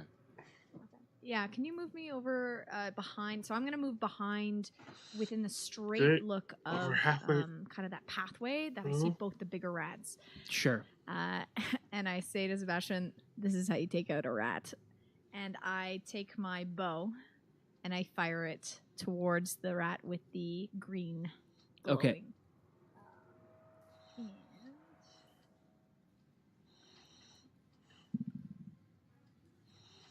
And 18. The bolt lands squarely in the rat's shoulder. Yes. Roll damage. Ooh, here we go. Finally. Yeah, take that, rat. Well, somebody did something. Hooray. It's a 8 damage. All right. It takes the shot and it squeaks like a high pitched. But it's still standing but bloodied. And I take my second shot. Thanks to your with Gloomstalker. My Yeah. Dread Ambusher. Yep. Oh, and that goes for 12. That actually will hit. Yes. Okay. That's all you needed was a 12?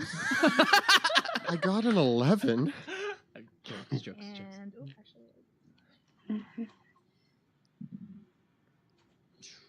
Come on down to the pit life. 9 damage. So the second shot lands squarely in the rat's neck. And there's a low gurgling noise as it drops to the ground, dropping the vial out in the ground in front of it. Yay! But You the ball got break. the first kill. Yes. How you want it? That's how you take out a rat. The second ratling, seeing its companion fall, lowers its crossbow and says, mutters something about "damn cats," and fires a shot back at you, Veo. And the shot goes completely wide, since it only gets an 8 to hit, landing with a thud in the back of the burrow. Next up is Peludo. Okay, so how deep is this pit? The pit itself is only about 5 feet deep. You could get up and climb out of it. Okay, I do that. Okay, so that's gonna so standing up from prone, and then if you want to spend your action climbing out of the pit, that'll be everything. But if you want to clamber out with your movement, I'm gonna need an athletics check. That I can do. Okay. Are the rats Can going I to come go? with you? Can I? The rats are going to continue biting you, and, Ow! and I Ow! will grant them opportunity attacks if you Ow! choose to climb out. Yeah, I gotta get out of here. I gotta get out of the. I pull one of the spears out of my lower back, and will you take a 14 athletics? I will. You'll clamber out of the pit and grab, but as you do so, the rats bite at you, and one of them scores a critical hit. My butt. And you take 14 points of piercing damage. I don't make it out of the pit. Oh no! I'm right near the top, and it bites me, and then I fall back into. Is Pluto gonna die? The giant rats. One of them leaps towards Sebastian and gets a 20 to hit. Yep. For 5 damage, and one leaps at Veo, getting a 14 to hit. Nope. It leaps right past you and lands with a thud in the wall. I'm in bad shape, guys. Sebastian, you're up.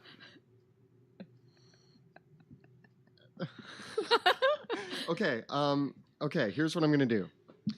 Oh God. Okay. If I were to, I'm gonna look into the pit. Mm-hmm. I see Pluto, who is just. He's like slumped halfway out the pit, basically. Can I grab his body and pull him out? Absolutely, but that will cost your action. Can I Burning Hands without hitting him into the pit? I'm gonna say he got far enough out of the pit that yes, you can. I'm going to like stand over his slumped over body at the edge of the pit and just like flamethrower into the pit full of these swarms of rats. And I'm gonna cast it as a 2nd level spell. Okay. I wanna save my bud. Because they're in the bottom of the pit, I'm gonna give the swarms disadvantage on their saving throws. Fire. And both of them fail miserably. Fire burn. All right, we're going to do 4d6 damage. And I'm going to actually use a sorcery point for empowered spell and re-roll those 1s and 2s. Okay. Oh, that's much better. Nice. Thanks for fire. 14 damage. The swarms are obliterated. Yeah. And the smell of cooked rat flies through the air. It makes my mouth water. And I turn Yes. back to you and I say, that's how you kill many rats. I thought it was clever. And yeah, then I'm just going to kind of stand there over top of the slumped over body and make sure no other rats try to eat my unconscious friend. Okay. The swarms are very dead. So, Veo, it's your turn. I say, well, at least one of you can kill the rats. And I take my bow and I aim it at the crossbow rat. All right, take the shot. Let's do this. Oh. See. 11. 11. Unfortunately, it hits. It looks like she might be wearing some leather armor, Mm, and it smart rats. collides with her, but she's still going. Cool. Next up is the surviving ratling. Seeing the all of her friends get roasted in the pit, she takes one last shot at Veo, getting a 21 to hit Oh, yeah. for 5 damage. She kind of aims for your leg, takes the shot, and then she scooches across the corner out of view. Damn it. Paluto, death save and throw, buddy. Death saves. You got any no modifiers? No. I got a 9. Okay, that's one death saving throw failure. We don't have any healing, do we? We don't have a healer. We You never should got heal- healing. you all had a healing potion to start. Yeah. Oh. Yeah. Good.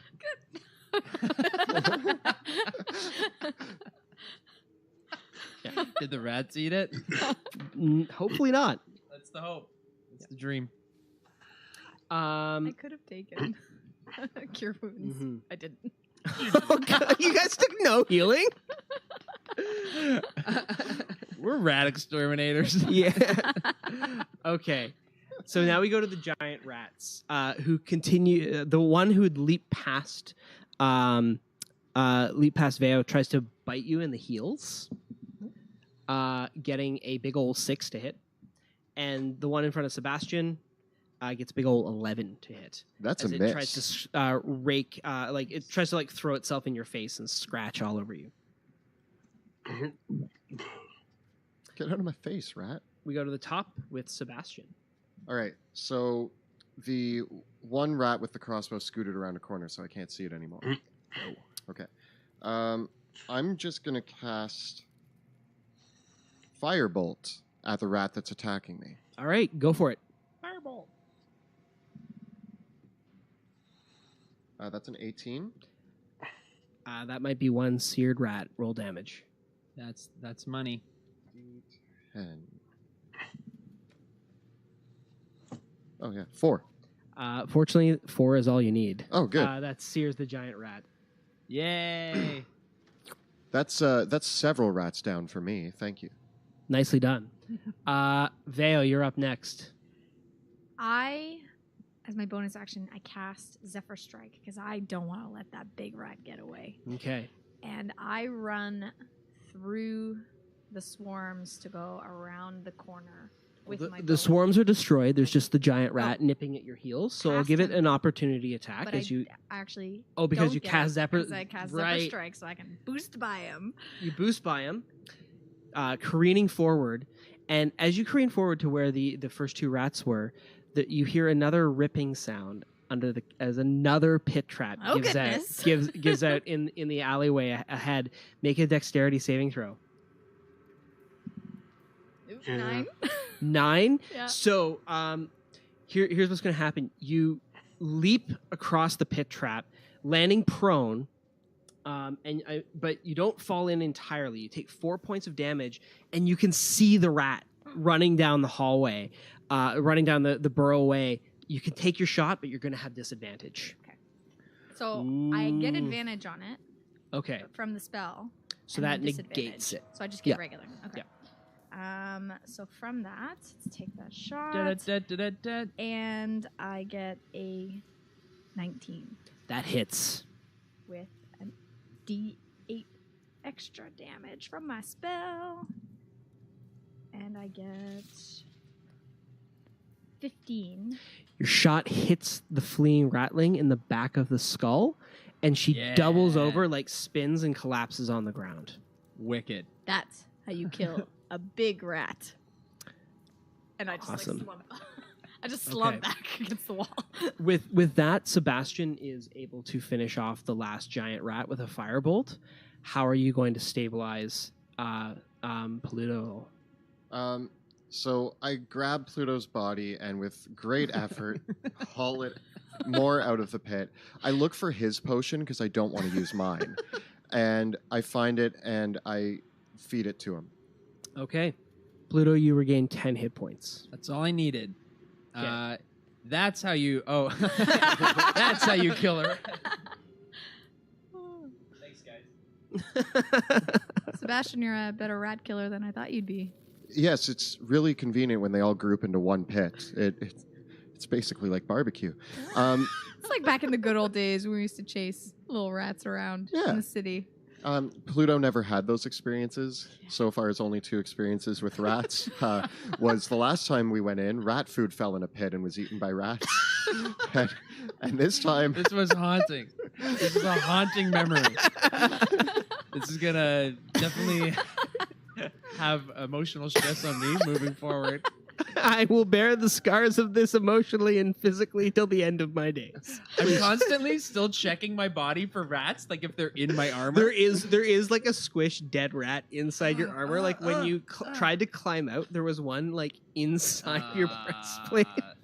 try to be more careful down here. I had the worst circumstances to get down here. I turned to Pluto though, and I'm like, "What's that on your shoulder?" All right, guys, let's keep going. I stand up. I try to like brush off, like nothing happened. Like I have to be very. You are covered in mud and blood. And there's like, as you're walking, more dead rats Yeah. are falling out of your armor. It's just kind of falling out around me. On the other hand, the burning hand spell seems to cook the rats in the pit to the absolute perfect temperature. I definitely go around these spikes, and I pick one up, and I'm just like, And the spikes are make for perfect skewers. take a couple Rat on a kebab. spike, tie it to my waist. I'm like, that's a great snack for later. You're welcome. Thanks, Sebastian. Being from really handy to have around. this Yeah. is kind of like trying like a kebab. So if I eat one of these rats, how good is it? Remember the movie Demolition Man? It's like, is that a rat burger? Best damn rat burger I've ever had. Okay, I reluctantly enjoy it, trying to get a sense of the new culture. That Are you guys gonna like retreat and take a short rest, or are you just eating rats while you're in the middle of this incredibly dangerous environment? I think we're just walking and eating rats. Yeah, definitely. Definitely. Wait, we've cooked them Power so to through. the point where their tails are just like straight. It's like a rat popsicle. Uh, Mm. Gross. So I guess we carry on down the path that Veo had found, Okay. and I assume you got out of there okay. You're not hurt. I'm a little bit hurt. Got a scratch on my paw. All right, I'll we're be fine. fine. We're fine. So yeah, we come into this other room. I'm clunking along. I'm pretty hurt. I'm pretty I think tending to my there's just rats everywhere. Yeah, It's all the bite marks. crawling They're very in itchy. my armor. It's all These itchy. rats, they keep on biting. Yeah, so you come into another room, and rounding the corner, the smell of the rats now, it's much drier here because all the rainwater that flowed down the hole and created that death trap in the entryway seems to have dispersed by this point, because the burrow kind of bumps up a little bit, and you can actually see at the stage where the burrow is much drier. It looks like this is some recent tunneling, and it kind of careens around in a very strange way. Like they're digging out in all different directions, and very clearly, like looking at the paw marks, you can see that this has been dug by the ratlings. As you come around the corner, you can see once again a purple glow emanating from around the next corner.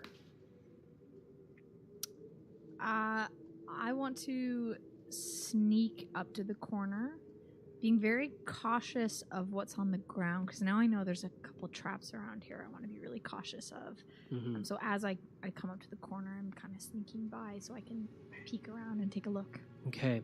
You peek around the corner and you can see that it leads to a large central chamber, which the pathway leads in, and there are two more pathways leading out, again to the west, and now once more to the south, north being away from me.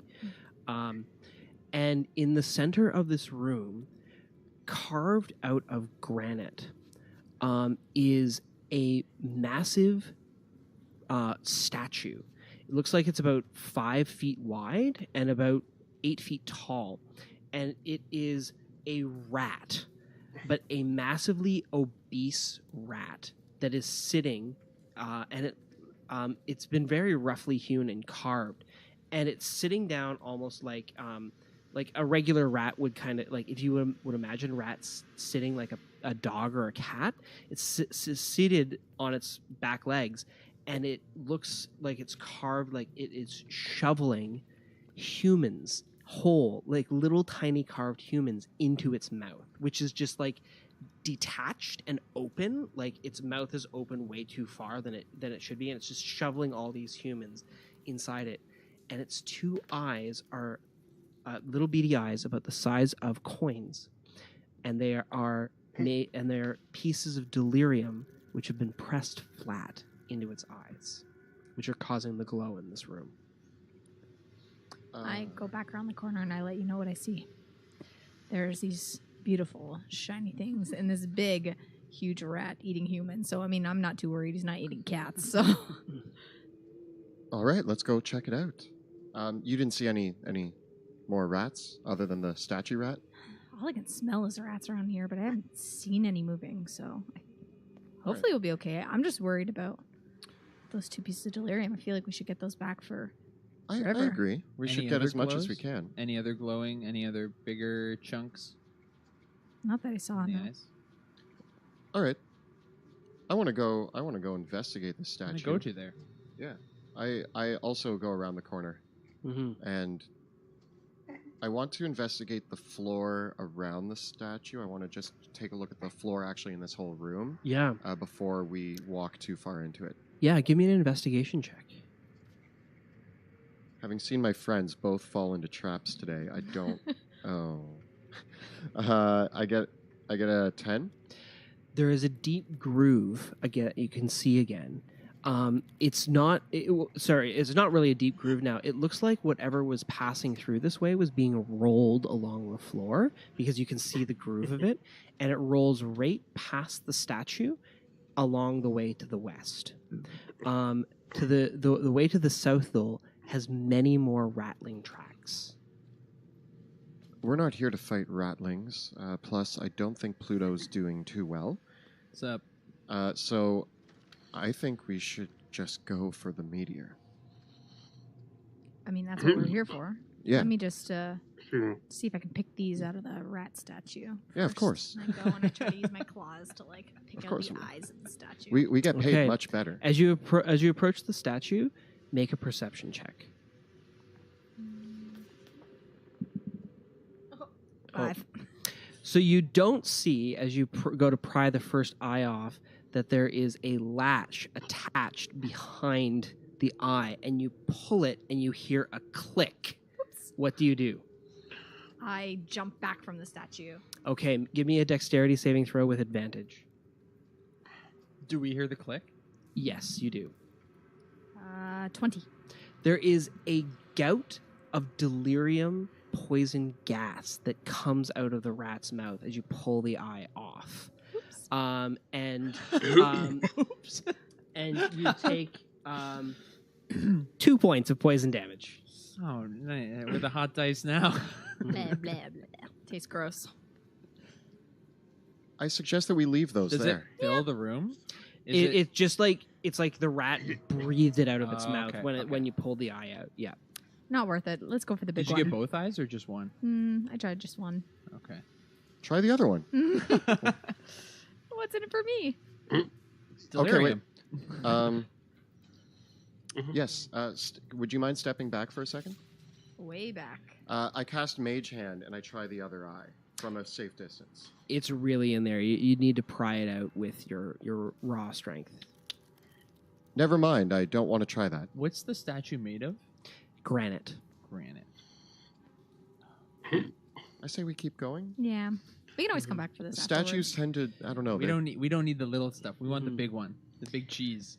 Yeah. Cheese. Oh, sorry. I shouldn't. Yeah. Speaking of cheese and other smells, you can the smell of rat is overpowering from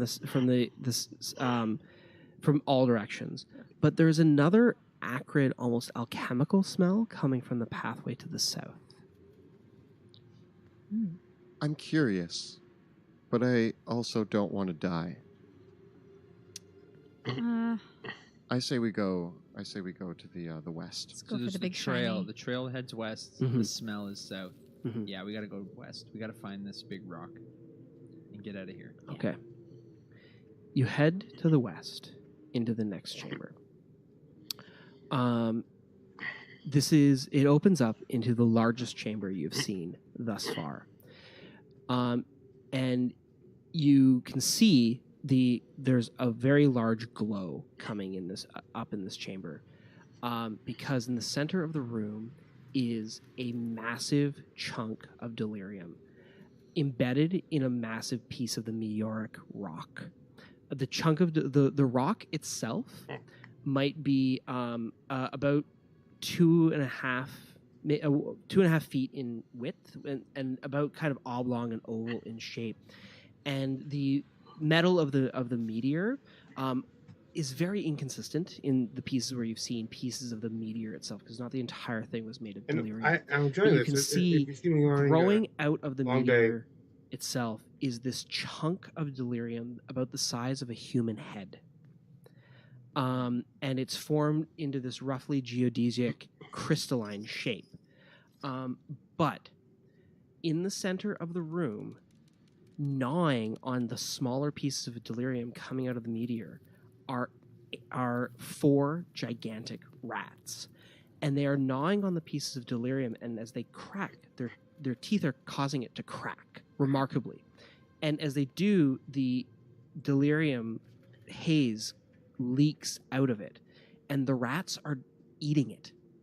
And as you see them eating and eating and eating, you can see that several of the rats in this room, while they're about the size of the giant rats you encountered earlier, their forms are misshapen and their limbs are elongating, and bits and pieces of their like skeleton is kind of conjoining out of shape, almost as if the act of eating the delirium is transforming them in some way and warping their flesh. Gotta get that away from them now. My God, Gross. these are grosser than normal rats. Did they notice us? You're coming into the room, but they are just furiously gnawing on the. It looks like some of them try to bite the larger chunk, and like bits of their teeth snap off. So they're going for the smaller bits of it as they gnaw away on it. I didn't know you could eat it. Okay, easy. Getting too excited. Let's get them dead. Yeah. You want to do some killing? Oh yeah.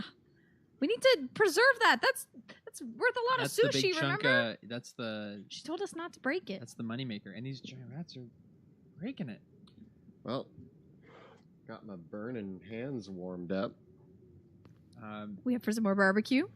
I'm down. I'm always down for some barbecue. Yes. Pluto?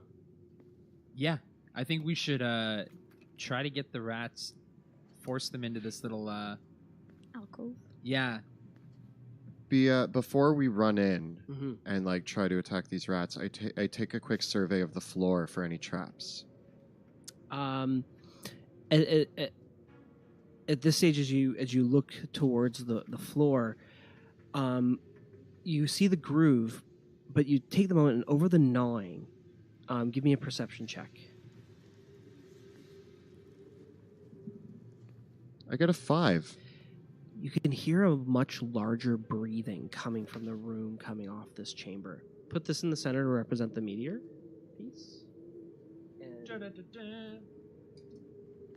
we need to put 4 giant rats around it. You said these tunnels are they still about 8 feet in diameter? Yeah, they're wide enough. They're not quite wide enough for someone to hostile to you to get around, but you could get around each other. That Okay. in the bigger piece. Yeah.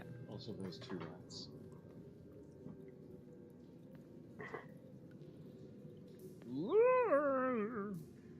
They need like a upper camp to I don't like rats. show the Delirium rat. rats.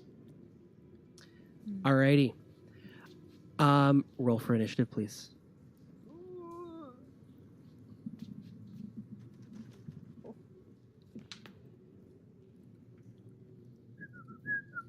Oh, there she is. 25. 15. And 11. Cool. Okay, so 25 for Veo. So she'll be first. 15. 15. 11. Okay, you beat all of my bad guys. Yay! Okay. How long has it been since the last battle? Not even 5 minutes. Okay. So we kick things off with Veo. Do we still have a torch? You do. Are there any areas in here that are in complete shadow? The other room off to the side, but everything within close to Paluto is illuminated. Like including that little nook that we have across from us? Okay. Yep. So I'm going to stay where I am behind you guys. Okay. And I'm going to take my shots using my longbow for the little rats because I want to stop them from breaking the shiny. Okay. Do it to it. Where are we? 42 plus 22? You have one skewered rat there. Yeah. It is definitely dead. Okay. And I have a second shot on the first attack. I get 12. That's enough. Yes. There it is. And so very quickly, you pull out your weapon and take 2 quick shots, killing the 2 rats, and they fall off They're the side murdered. of the creature. Sebastian, you're up Get next. off of there. Sebastian moves up just into the room, and he's going to cast Burning Hands again on the other 2 rats. Alrighty, I will give them dexterity saving throws. Oh, They both fail. Now, give me a spellcasting ability check to aim the Burning Hand such that it doesn't hit the Delirium. Ah. So to hit roll with spells? Yeah. Yeah. I get an 8. Okay, roll a d20, please. I get a 10. Okay, so Delirium reacts to magic. And your What? spell has... you can see the delirium actually pulling in your magic as the burning hands come across it. It still burns away the rats, who both fail their saving throws.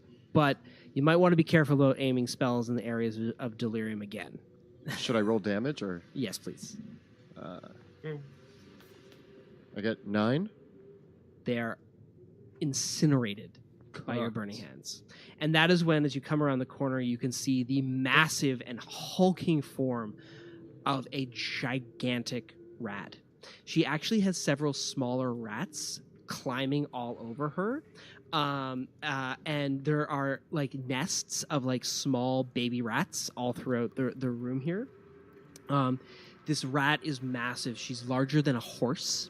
She has 6 limbs and a massive snout that comes out like an alligator's snout with thrashing teeth. And she growls at the sight of her young being killed.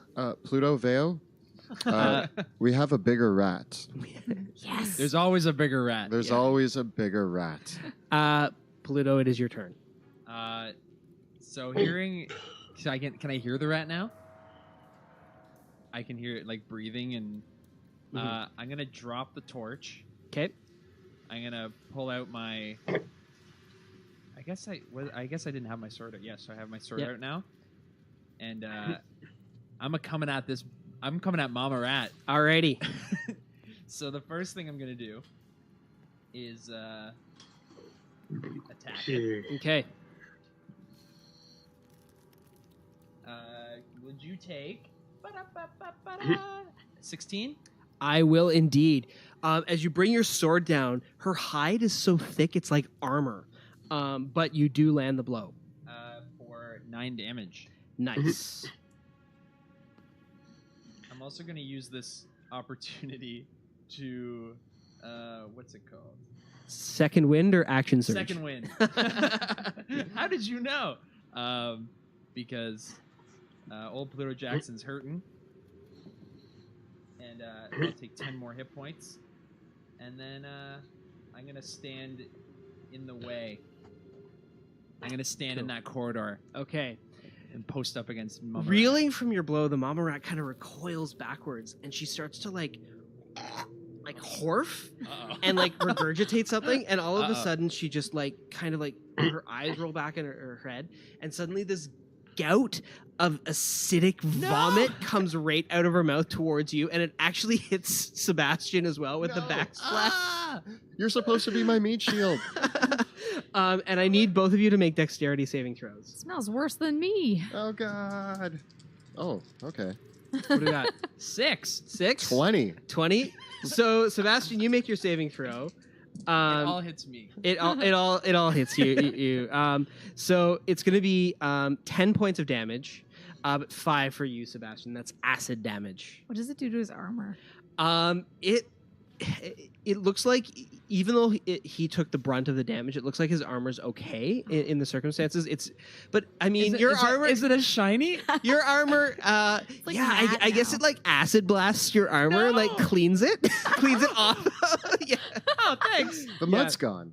But the acid, I feel like, also gets into the armor. Discolors it. Still burning my rat wounds. It's burning my insides. So I imagine I'm standing Yeah. enough behind you that when it hits you, you take all of it, but then some spray comes off of you and like hits me in the face, and I'm just like, oh, my face. But you took it in the face? You took all of it. Did you even have your goggles on? No, I forgot to put them on. Oh no, the goggles, they do nothing. All right, we go to the top with Veo.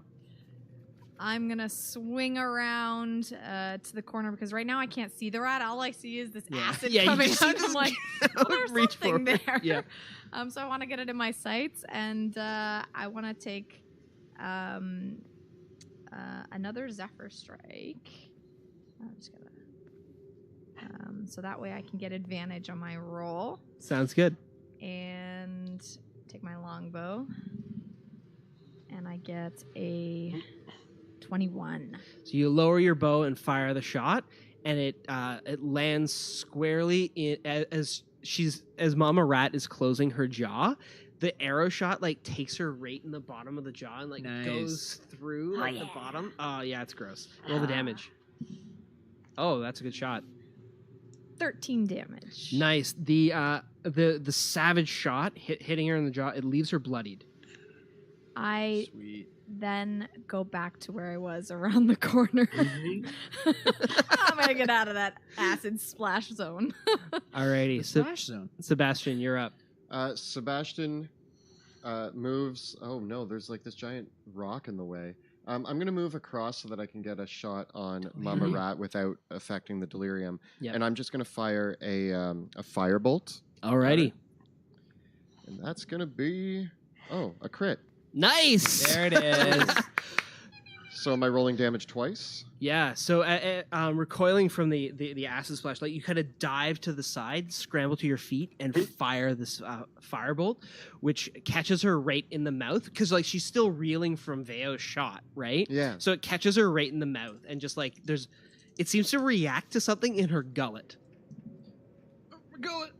I do 6 damage on 2d10. That's no, it's okay. It's okay. It's okay. Everything helps. Take everything you can get. All right. Take it where you can get. So yes, that's it. Fire. That's my crit. Nice. Still a good shot.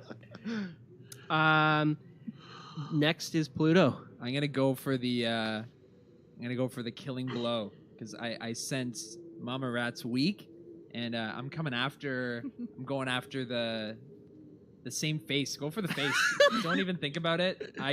Natural one. So you go to like take your hand, like shove your sword down her throat, but she snaps her jaws shut and turns back to you and poises to bite again. Anything else you'd like to do? I'm gonna action surge. Oh yeah. And now I'm gonna swing back up and try to get her up through the head. Nice. Boy. There we go. There's a roll. 23 23 to hit. for 14 damage. Oh my! Is that max damage? Oh, I got her. So she swings back and she's like ready to bite. And you take your strike. How does it go down? So she bites closed. I miss, and then I just swing it around, and I go right up Main Street, and I say it. I go, "Is that Main Street? No, that's like it's like Front Street." I go right up Front Street, and then I get her right through like the neck and into the brain. Oh yeah, Mama Rat. It's messy, and the massive corpse of the Yeah. thing just slumps. They to the all ground. have kills. And almost immediately the young rats start eating it. And so does Van. I'm not that desperate now. Oh, fair enough. Good job, Oh my Pluto. God. You did a thing. You killed a rat, finally. You didn't just fall in a hole and die. Okay, guys, I have one request before we leave here. Can we not bring up the falling in the pit thing? That's gonna look bad on my credibility. But it's my I'm putting favorite that in my part. back pocket. Don't put that one on your resume. Yeah. Yeah, can we just like? That's going to be my favorite part to talk about, I'll Pluto. give you food and I'll Yes, give you I will food never and speak of delirium. it again. Food and delirium. I will never speak of it again. Wait, depends on the food. What are you giving me? We'll hash it out. I'll take How it. much delirium? I feel Hash like browns. I feel like hash. Yeah. Yeah. I'll give you hash browns. I'm sure you'll love it. Hash browns, I'll take it. Nice. Oh, I was worried for a minute there, but I don't show it. I slide the sword back in, and I start walking away as it's like falling, and I'm like, okay, I think this is the rock we want. How are we going to get this out of here? I was thinking about this actually. So, how strong are you guys? Not Super? very. Oh. Super? You're super strong? Okay, so I was That's true. thinking that, like, because you can't really, like, just hold the rock. I figured, like, I have my bedroll, and we can put it inside my bedroll. You can, like, carry it like Santa Claus on your shoulder. Oh yes, back in Caspia we have that Santa Claus. You'd probably need to break it from the meteor part properly though, because it's embedded in the actual piece of the meteor. So Are we going to there's be the able to do meteor that and without there's breaking the- it? The I delirium. Yeah. Took a Well, optional course. Who's to say how much the meteor's metal itself is worth? I took an optional course in college. It was masonry. Two? I'm a certified mason. Is that like, did you actually? Yeah, it was Yeah. just one of those, and I have artesian tools. Perfect. I want to carefully examine the pieces of the Dilerium versus the... It's attached to, like, rock, right? Like, just embedded in the rock? Yeah. I've encountered these types of things before. I say confidently, but not confident that I have. And I'm going to try to remove the Dilerium. Cool. How much time do you want to spend on this? Well, I put my finger in the air and I check for the wind. There's no wind down here. Yeah, it's going to take a while. I'm going to take at least 15 minutes. Yeah, it probably will take at least that to get the work done. To just break it out of the stone. So it could even take upwards of an hour to break it out carefully. Okay. Yeah.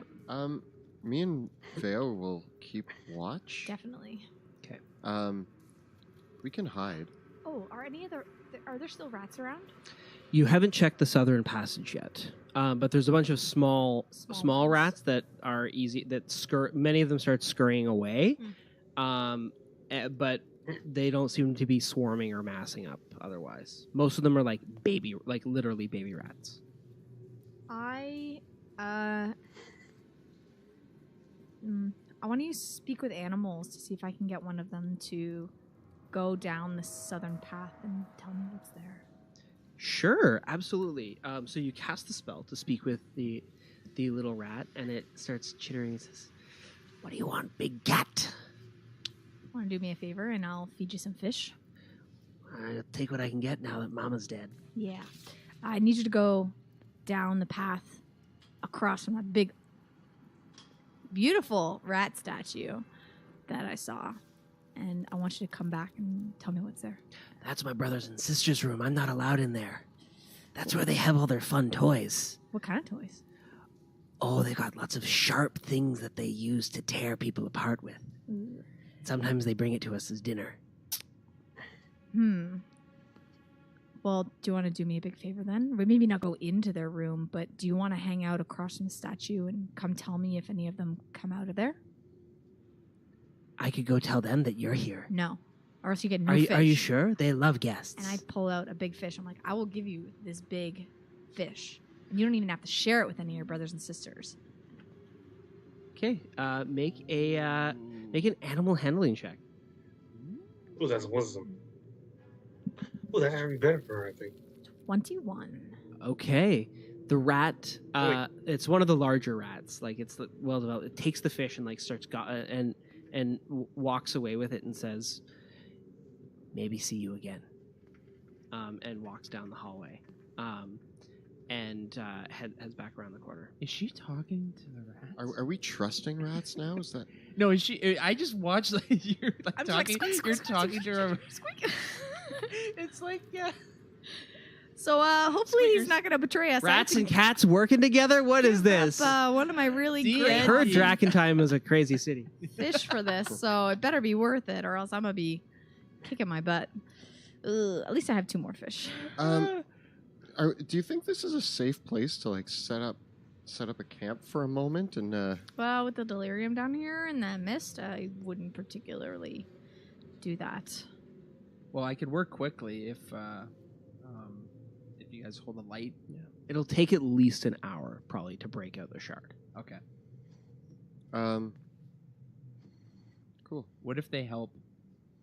If they help and they instruct, if you instruct them and they help, do you have tools to give them to help with? Yes. I have thieves' tools. Yes. That includes a crowbar. I have a scimitar. A weapon wouldn't do. You'd need like a hammer, at least, or a pick. I have a hammer and a crowbar. Okay, Ooh, with pass me the crowbar. with them helping, it'll take about half the time. So I'm gonna give. I do a little demo. With both of us helping, I think only one of us should help because one of us should be on watch. I think it should be you. I think I should be on watch because I can talk with the rat. And I give you a quick this is how you chip. Okay. I'll do the crowbarring. I'm proficient in thieves' tools, so I know how to use a crowbar. You can do the hammering, and I'll do Okay. the Cool. prying. So you get to work breaking out a piece of the delirium from the meteor proper, and and Veo, are you helping with this as well, or I'm keeping an eye out you're on keeping the an eye out. passage, Okay. listening very intently to see if I can hear any rats scuttering by. Cool. Give me a perception check.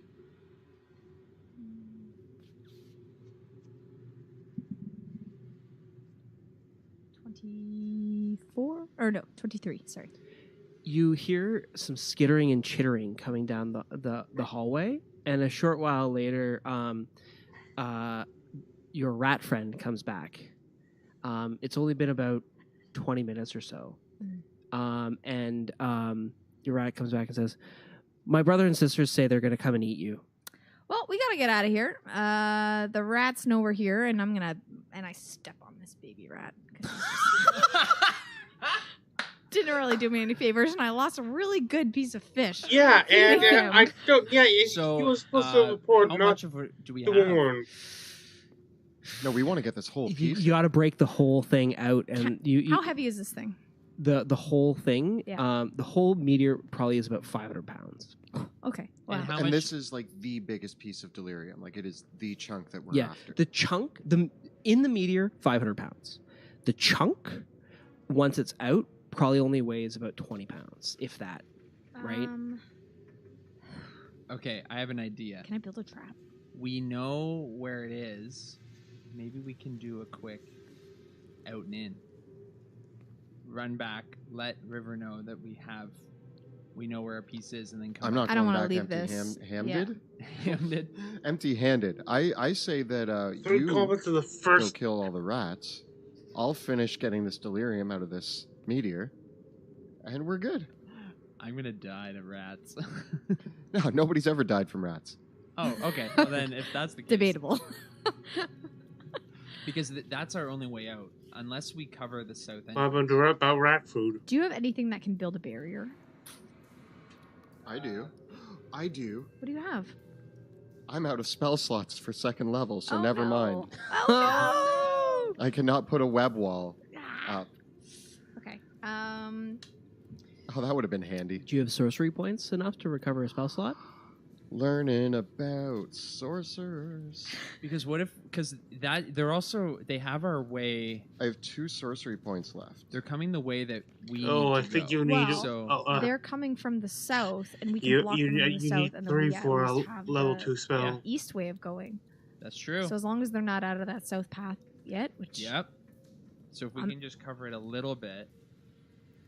we need to do quick though. How does that work with sorcery points to? I To believe spell it costs. I think it's like. I think you need more than 2 to get a second level spell slot back, but I'd need to look it up. I have a question. Yeah. How many do you If have? I were to Have just 2. cut our losses and Excuse me. sever it where I can, No. the meteorite, how much am I gonna get? Okay. If If I just the goal is to bring back the whole intact shard. Mhm. If you with your knowledge of this, you could put the crowbar and the hammer in one place, make a strength check, and hammer it, and that might break it out. It might break the shard too. And there's no way getting away with like a half chunk if I go up higher on it and just give it a big wallop. Again, this is one solid piece of delirium. It's about extracting it, not getting. It's an all or nothing thing with this piece. Okay. Right? So you could try to do the hammer shot, take it out in one with the work that you've done now. Right? Can you web? Will it web? I just found all the rules here. I need 3 sorcery points to gain a second level spell slot, And and you I only have used 2? 1 sorcery point, so I only have 2 left. So I cannot get web. Okay. I say that we just get the whole thing and fight our way out. So I'm gonna keep working away then. Okay. More with more haste. Okay. You work Vale, away. I want to be out in the hall so I can see where they're coming, so I can at least like. Can we like stealth out so that we can try to ambush them as they come through? If you guys can just Yeah, if we thin can their get some. numbers on If the we can south get end. somewhere that I can't be seen by his torch, then at least I'm like essentially invisible to them. We both see in the dark. Let's leave him here to work on that. Let's go around the corner and Bye, everybody. try to set up an ambush, maybe. Okay. Yeah, I like that. Okay. So you head around the corner as Pluto continues to work. I'm gonna stick the torch in the mud giving me as good a light as I can get, and I just keep chipping away. Okay. As Pluto is finishing with the shard, Veo, you hear the low sound of several chittering footsteps coming from the south passageway. Yeah. Here they come. Okay. Hide? Okay. I want to go beside the statue because are they relying on dark vision? Yes. So they can't see me. Okay. Dark vision. So You I go wanna behind be the statue? beside the They Okay. will statue. stop Yeah. us. Go up there, and I'm assuming you're hiding, and I'll ask you for a stealth check when it's appropriate. Sebastian, what about you? I'm coming right. Oh, to the Gloomstalker entrance here, invisibility. and actually, They're like before full they darkness. get here, I would like They to have cast invisibility darkness on against myself those who using rely sorcery on points, dark vision. and that way I And am I in still complete don't know shadow the and they rules that cannot say see me. They Okay. I can see attack out of my own cancels all the darkness. invisibility, so she could. Can Veo see in that darkness? I want to be. I can't see in his darkness. Okay, so you're going to go over in the corner. Okay. Yeah. So, you can see coming around the corner come 3 ratlings. They are, again, you can see with these ones, the signs of mutation are much clearer, right? Like, almost like one of them almost has human-like eyes. One of them is quite taller than the others as well. Mhm. And two of them are carrying crossbows. Another carries another one of those smoking green vials. And the first one kind of pokes its head up around the corner and pokes around, and they look like they're actively looking, and they chitter something back to each other, and they said, "Man things and a big cat. Round corner. Killed mother, they did." I know.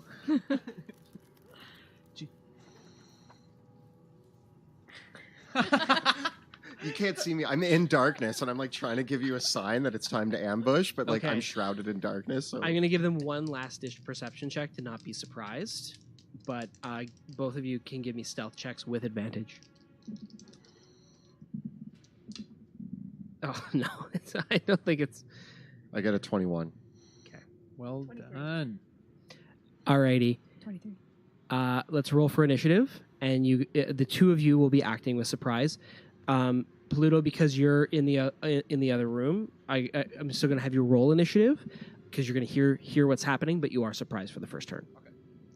20. Okay. So Veo's 20. Sebastian has 6. 6. I'm also 20. Ooh. Oh, Okay. Pluto. About time. But I'll let you go first Yeah, on all okay. the times, anyways. So I was gonna say either way. Veo, just do your thing. I'll react.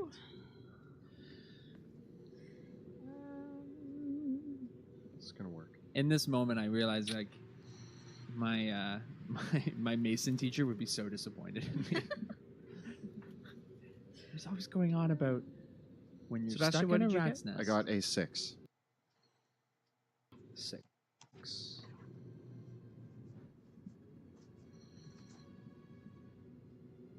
Okay. When in a Veo, rat's you're nest up and first. trying to All right, I want to free go with Dilerium. for the rats with the glowing bomb or remember whatever he the has in his name. hands. Okay. Those glowing green makes me uncomfortable. Remember, yeah, and they can't see you, so you have advantage on your attack roll. Oh, okay. Yeah. Money. Oh, 26. That is a hit. That is 12 damage. So you assassinate this ratling. What happens?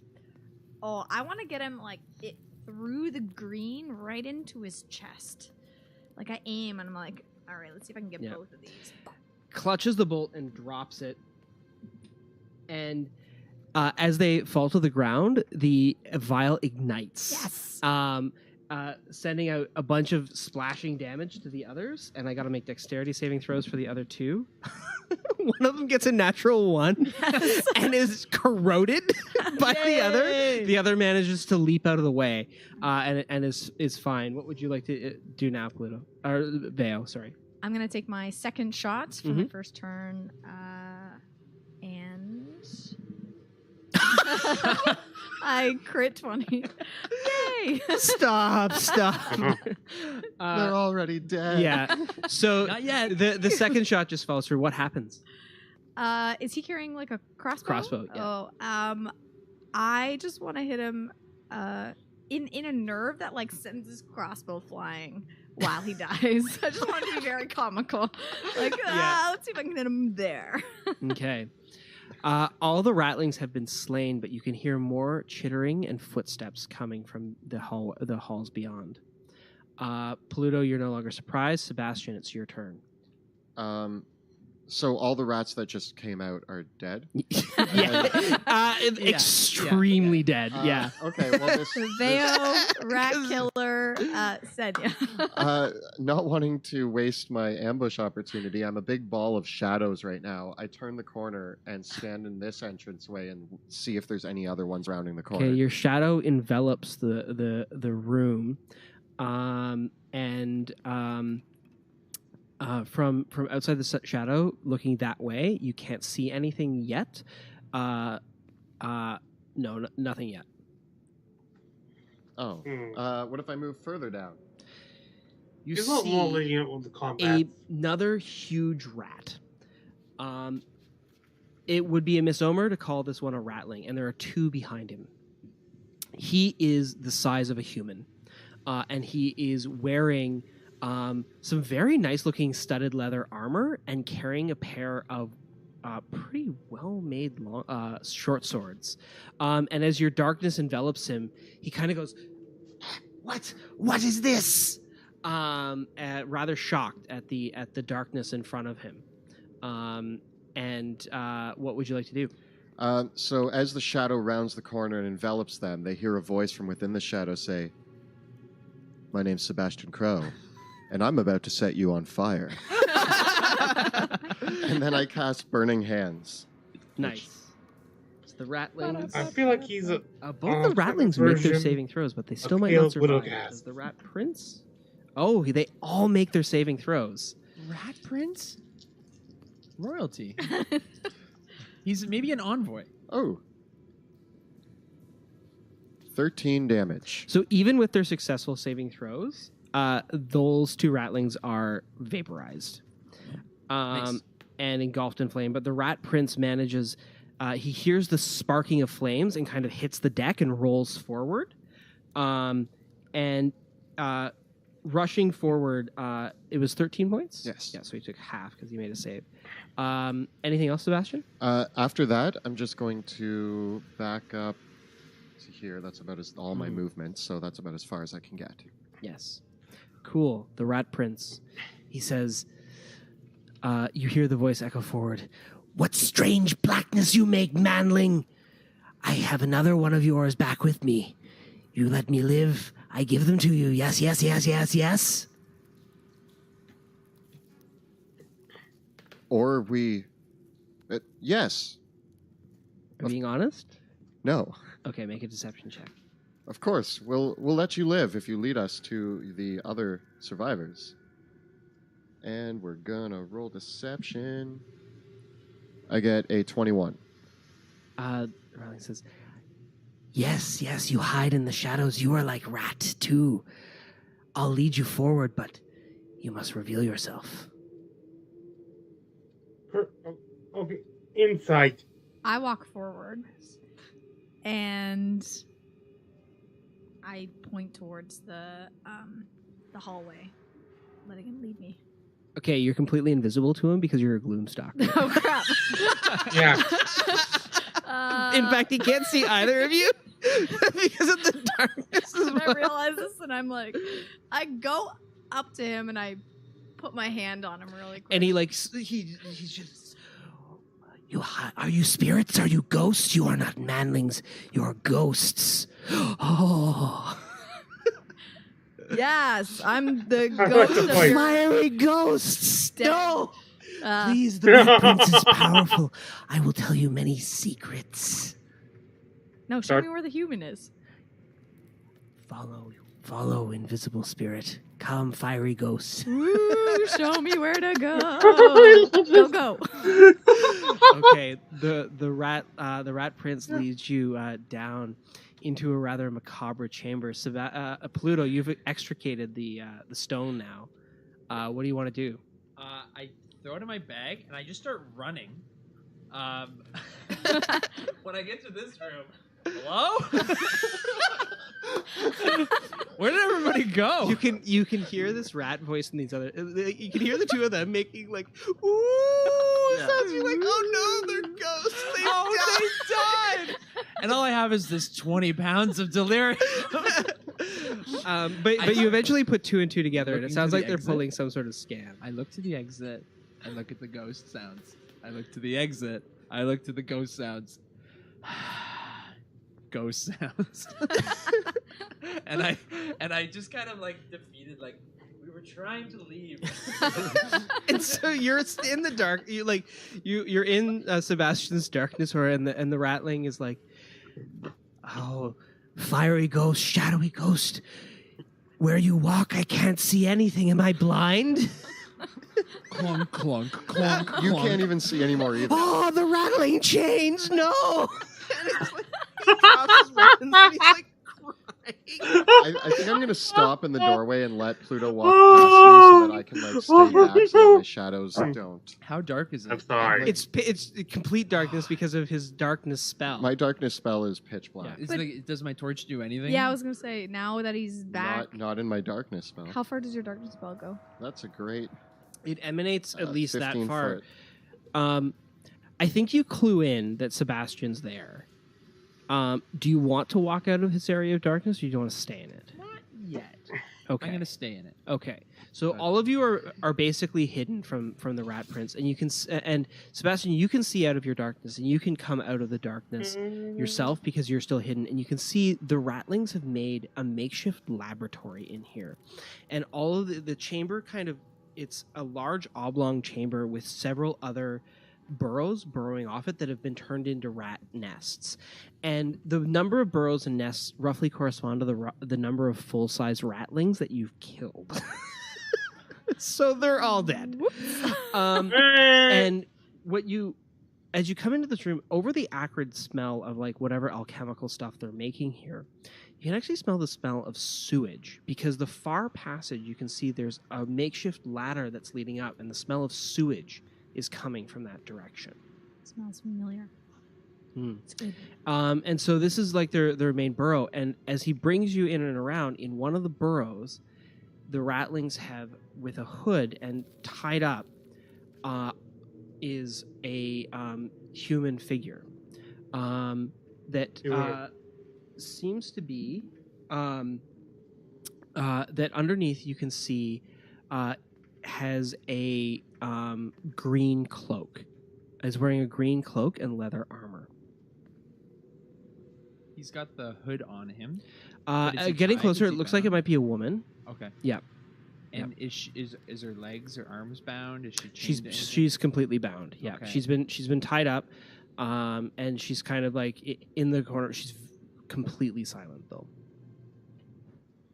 I'd like to, with my Shroud of Darkness, move towards her Okay. and kind of lean down. And even though she can't see me, I put a hand on her shoulder and I say very quietly, "Are you okay?" She hears your voice. She's like, "Can you get me out of here?" My name's Sebastian Crow, and I'm here to rescue you. Is it safe? It's as safe as it can be. Okay, make a deception check to see if you can quietly talk while the rat prince is nearby. I got an 11. And he only gets a 10 perception. So he doesn't hear you speaking to her. But he says, "Here, she was going to be dinner for Mother, but I give you her in exchange for my life." I take out a dagger and I start undoing the bonds. Okay. I say, is there anything else here that's worth our while not to kill you? He says, just the stones, just the shiny stones. Give me the shiny stones. They're with Mother. I think we already have it. Any others in this room? No, the others are out hunting. They'll be back soon. The other stones or the other rats? The other rats, my brothers and sisters. All right. We will mourn our mother by eating her. Hey, I'm the other ghost. Yeah. How do they come? Chain ghost! How do they come? Chain ghost, How do they come in no! and out? How do they? Where do your brothers and sisters come from? They take that ladder to the sewers. It leads deep into the city, yes. We know the way. Because I wanted to take the ladder, but now I don't want to take the ladder. I think we should go back out the way we came. Yeah. Because they might be coming in the ladder and we don't want to come across them as we're trying to get out of here. I know that You know. we found this lady, but we don't know anything about her. You already cut the. I've cut the bonds off, yes. Okay, I could carry her out. I've got her. Okay. You kill the rat. I don't see her yet either. It's just a whole lot of Yeah. darkness. I'm going to start, like, with her unbound, I'm going to, like, sling her over my shoulder and start walking back out. Cool. You leave the rat prince alive? As I'm walking past these two, I'm like, you guys want to kill him? I'm indifferent. I mean, one rat prince, there'll be another rat prince. At least he knows to be afraid of us. Yeah. Spread the word, Rat Prince. There's ghosts that go killing rats. Oh, no! Rat Prince, do you plan to stay here?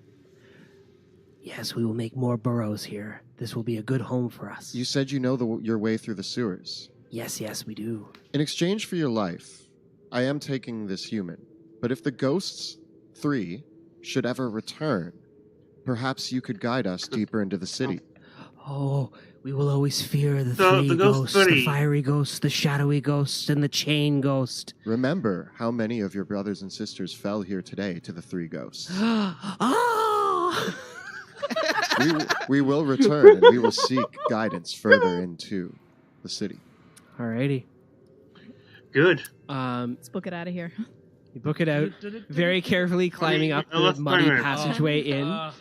And as you emerge from into the city air, you're shocked at the sight of torchlight surrounding the rat's nest.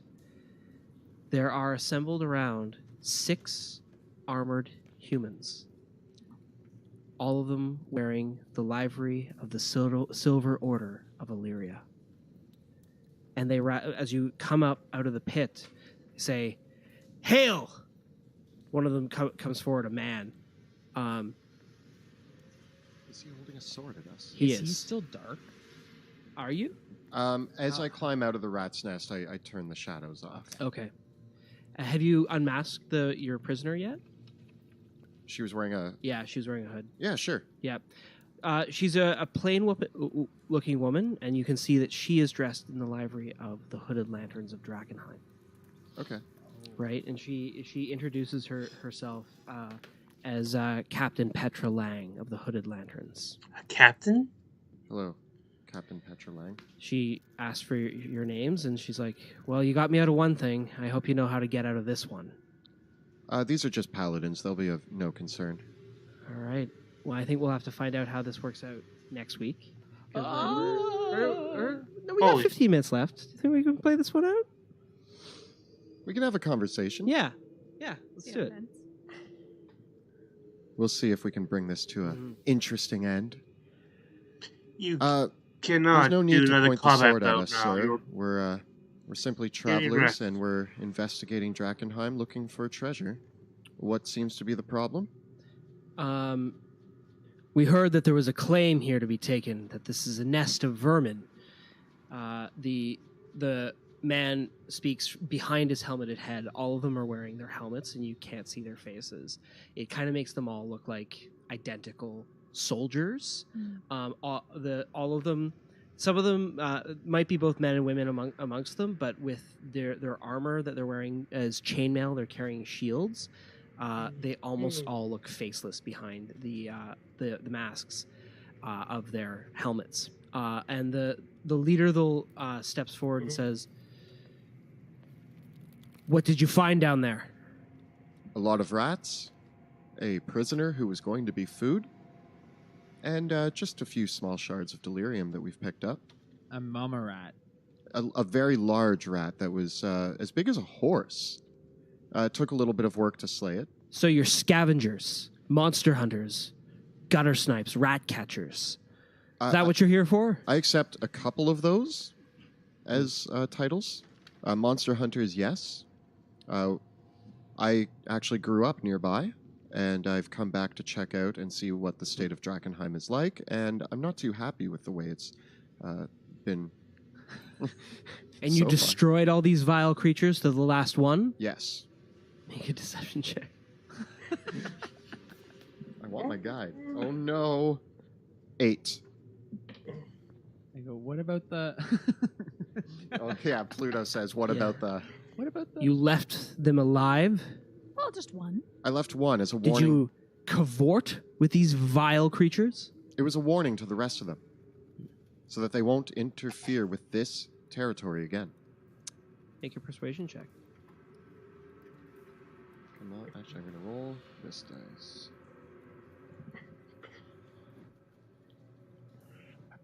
$20. And what of this one? Are you... She's a hooded lantern, one of the old city watch. She a friend of yours? We actually just met, so I wouldn't go as far as to call her a friend, but she was a prisoner. She speaks out, they saved my life. The ratlings were going to eat me. Exactly. I enjoy helping people in need. It's something that I think is important, and I saw her in need, and I helped her. Who are you? We are the Three Crows. Actually, well, Okay. Veo and the well, Pussycats. Yeah, we're actually the Jackson 3. One of those. Ghosts? The Three Ghosts? Yeah. I don't... The we Ghost have many Three. titles, sir. He The ghost, takes his helmet off and rolls his eyes. the ghost. And he's a pretty ugly dude. He's definitely seen his fair share of battle in his life. He's an Illyrian man, and he's kind of grown his beard out for quite a while as he pulls his hair off. He's got these big, bushy, like caterpillar eyebrows. But otherwise, his head is shaven, and he is that one of those big flat noses, and he says, "All right. I am Durand of the Silver Order. We have no quarrel with you right now. We had heard that there were monsters down here that were waylaying several of the pilgrims making their way into the city. And we thought we would do the right thing and clear this path. You seem to have done our work for us. Thank you. You can count on us to do the right thing. I hope so. Okay. Are you making your way further into the city? That is yet to be seen. We're merely observing right now and seeing what the state of things are and going to plan our next moves accordingly. I think our next thing that we have to do is we're going to go back to this old mill and mark that we are alive. Do you know the mill by the horse that you kick? One of the soldiers, she speaks up and she says, "Yes, Sir Durand, that would be the Eckerman mill where the many of the other cutthroats and scavengers have been gathering of late." And he nods and kind of brushes the other woman off and says, "The city is a no man's land. It's not under the control. Westamar doesn't exist anymore. Caspian." You know me. Could Well- recognize that livery. You're a Jackson, aren't you?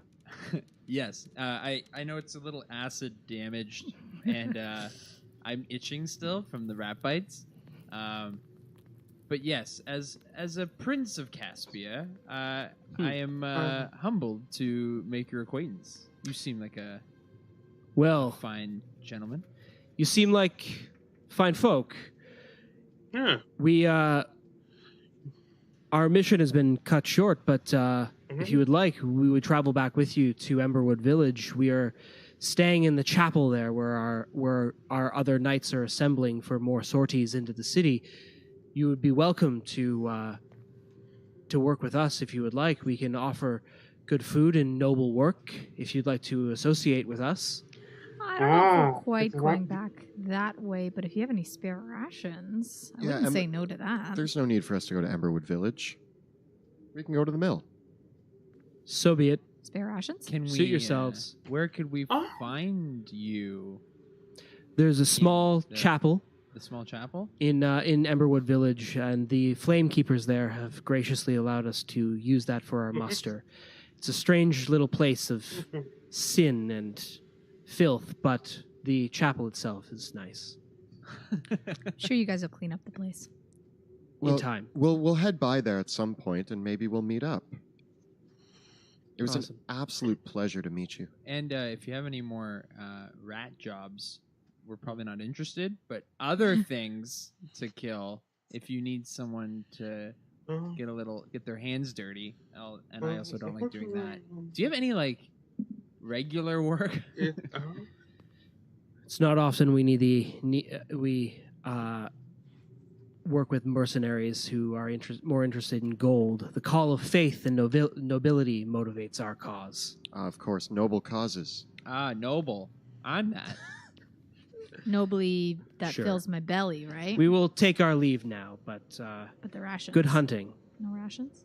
May God be with We you. would May the be more gods than be with welcome you. to share some food with you if you come and visit us. No. What's the Okay. appropriate saying? May the gods be with you. I do God. a Caspian goodbye.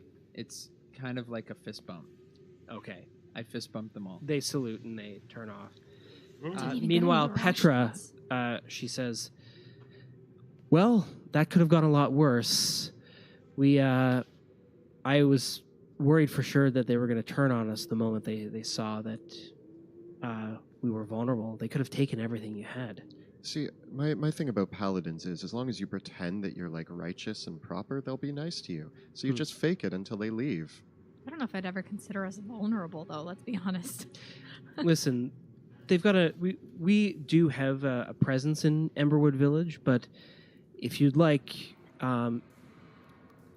if you wouldn't mind, maybe you would mind helping me get back to the barracks. It's at Shepherd's Gate, and maybe I could put a good word in with you with the commander if you're interested in going deeper into the city. We're kind of on a time crunch. I think we can help her back. That's along the way, I think. We can make It's it the along way. complete opposite direction. It's deeper into the city. It's been a long time since I've been here. Well, now that we're done with those arrogant jerks, Hey, can I get a quick Jackson 3 meeting? I Okay, like the three one ghosts. second. and the Or the Ghost 3. Veo They and win the the Pussycat. the crows. Veo and the crows. Okay, come on, Veo and the crows. All right, huddle up. Can we get 1 minute? Sure. Hey guys, I still have 20 pounds of delirium in my backpack. I want to offload this. My back's starting to get all tingly and weird, and I think I'm having visions. Yeah, but keep in mind that we don't really have a good way into the city right now. We're with the Amethyst Academy. Can they get us into the city? As far as I'm concerned, the Amethyst Academy should be able to get us anywhere we want. Question mark on that. Not quite. Hmm. At least this is an easy way to get in if we can Haven't- get on her good side. Well- And I knew a couple of the guys there, but I mean, not to the means that they'll actually let me in the city. And my way is kind of getting a bit tighter to go through. So, Where do we have to meet River? Back at the mill, I believe. Did we give a time? River seems to know when to meet you. I guess we It's can. very strange, but the Amethyst Academy and their agents are the type of people that find you. Is the delirium going to cause an ongoing problem if we carry it around with us? Can you phrase that in the form of a question that I can answer descriptively instead of as an omniscient godlike entity? Look, it reacts to magic.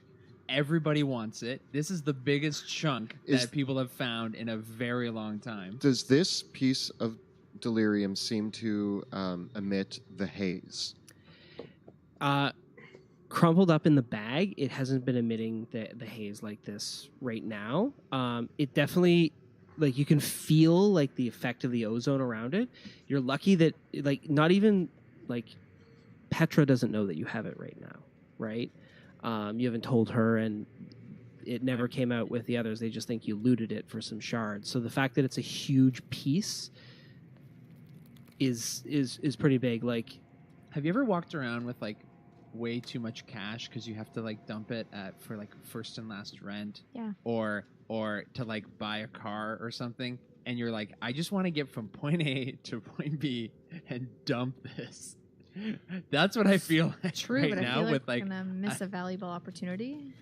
Well, we need this is a to choice. we need to make a choice now. Do we? I mean, we I can't would just help leave her her. here. She's severely injured. Does she appear that she Help could make her, it on help her her. own?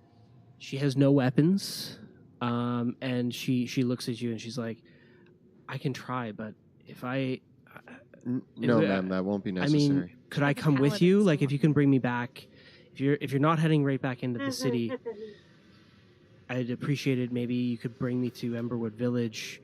That would be way safer. If you're not going deeper into the city, just somewhere where I can get in touch with the rest of the people." I think that we could bring her within eyesight of Shepherd's Bridge or Shepherd's Gate. It's I smell something funky, Hmm. and it's not the cat. It's always the cat. She turns and says, "Look, I know it's a dangerous trek, and it's probably safer to leave the city and head back. If you don't mind, I would rather leave the city with you and camp out than head back in on my own alone. Can we? Can I come with you at least? I've been through a lot, and I would say it's not the even if, first time I've had to survive on my own in the city, and it's not a pleasant experience. Even if we can make our way mostly there, and we don't bring her to. Well, we either are Where we taking need her to to the go. gate, we're taking her to the mill with us, or we're heading to Amberwood Village with her. Those are the three options Do we I have to see. take her No, exactly wait. to the mill? You guys, one of the options is we ditch her. That's not an option for me. I don't feel that. Yeah, I feel. She found her way. Like we got her. We helped her out of a Pluto. pit. Pluto, which one of my three options do you like the best? I say we bring her. What to if the I mill. gave you an axe? What Okay, if we we're equipped heading. you? We're heading to the mill. You may come along with us. Is that Pluto? How do you feel about that? I don't feel great about this.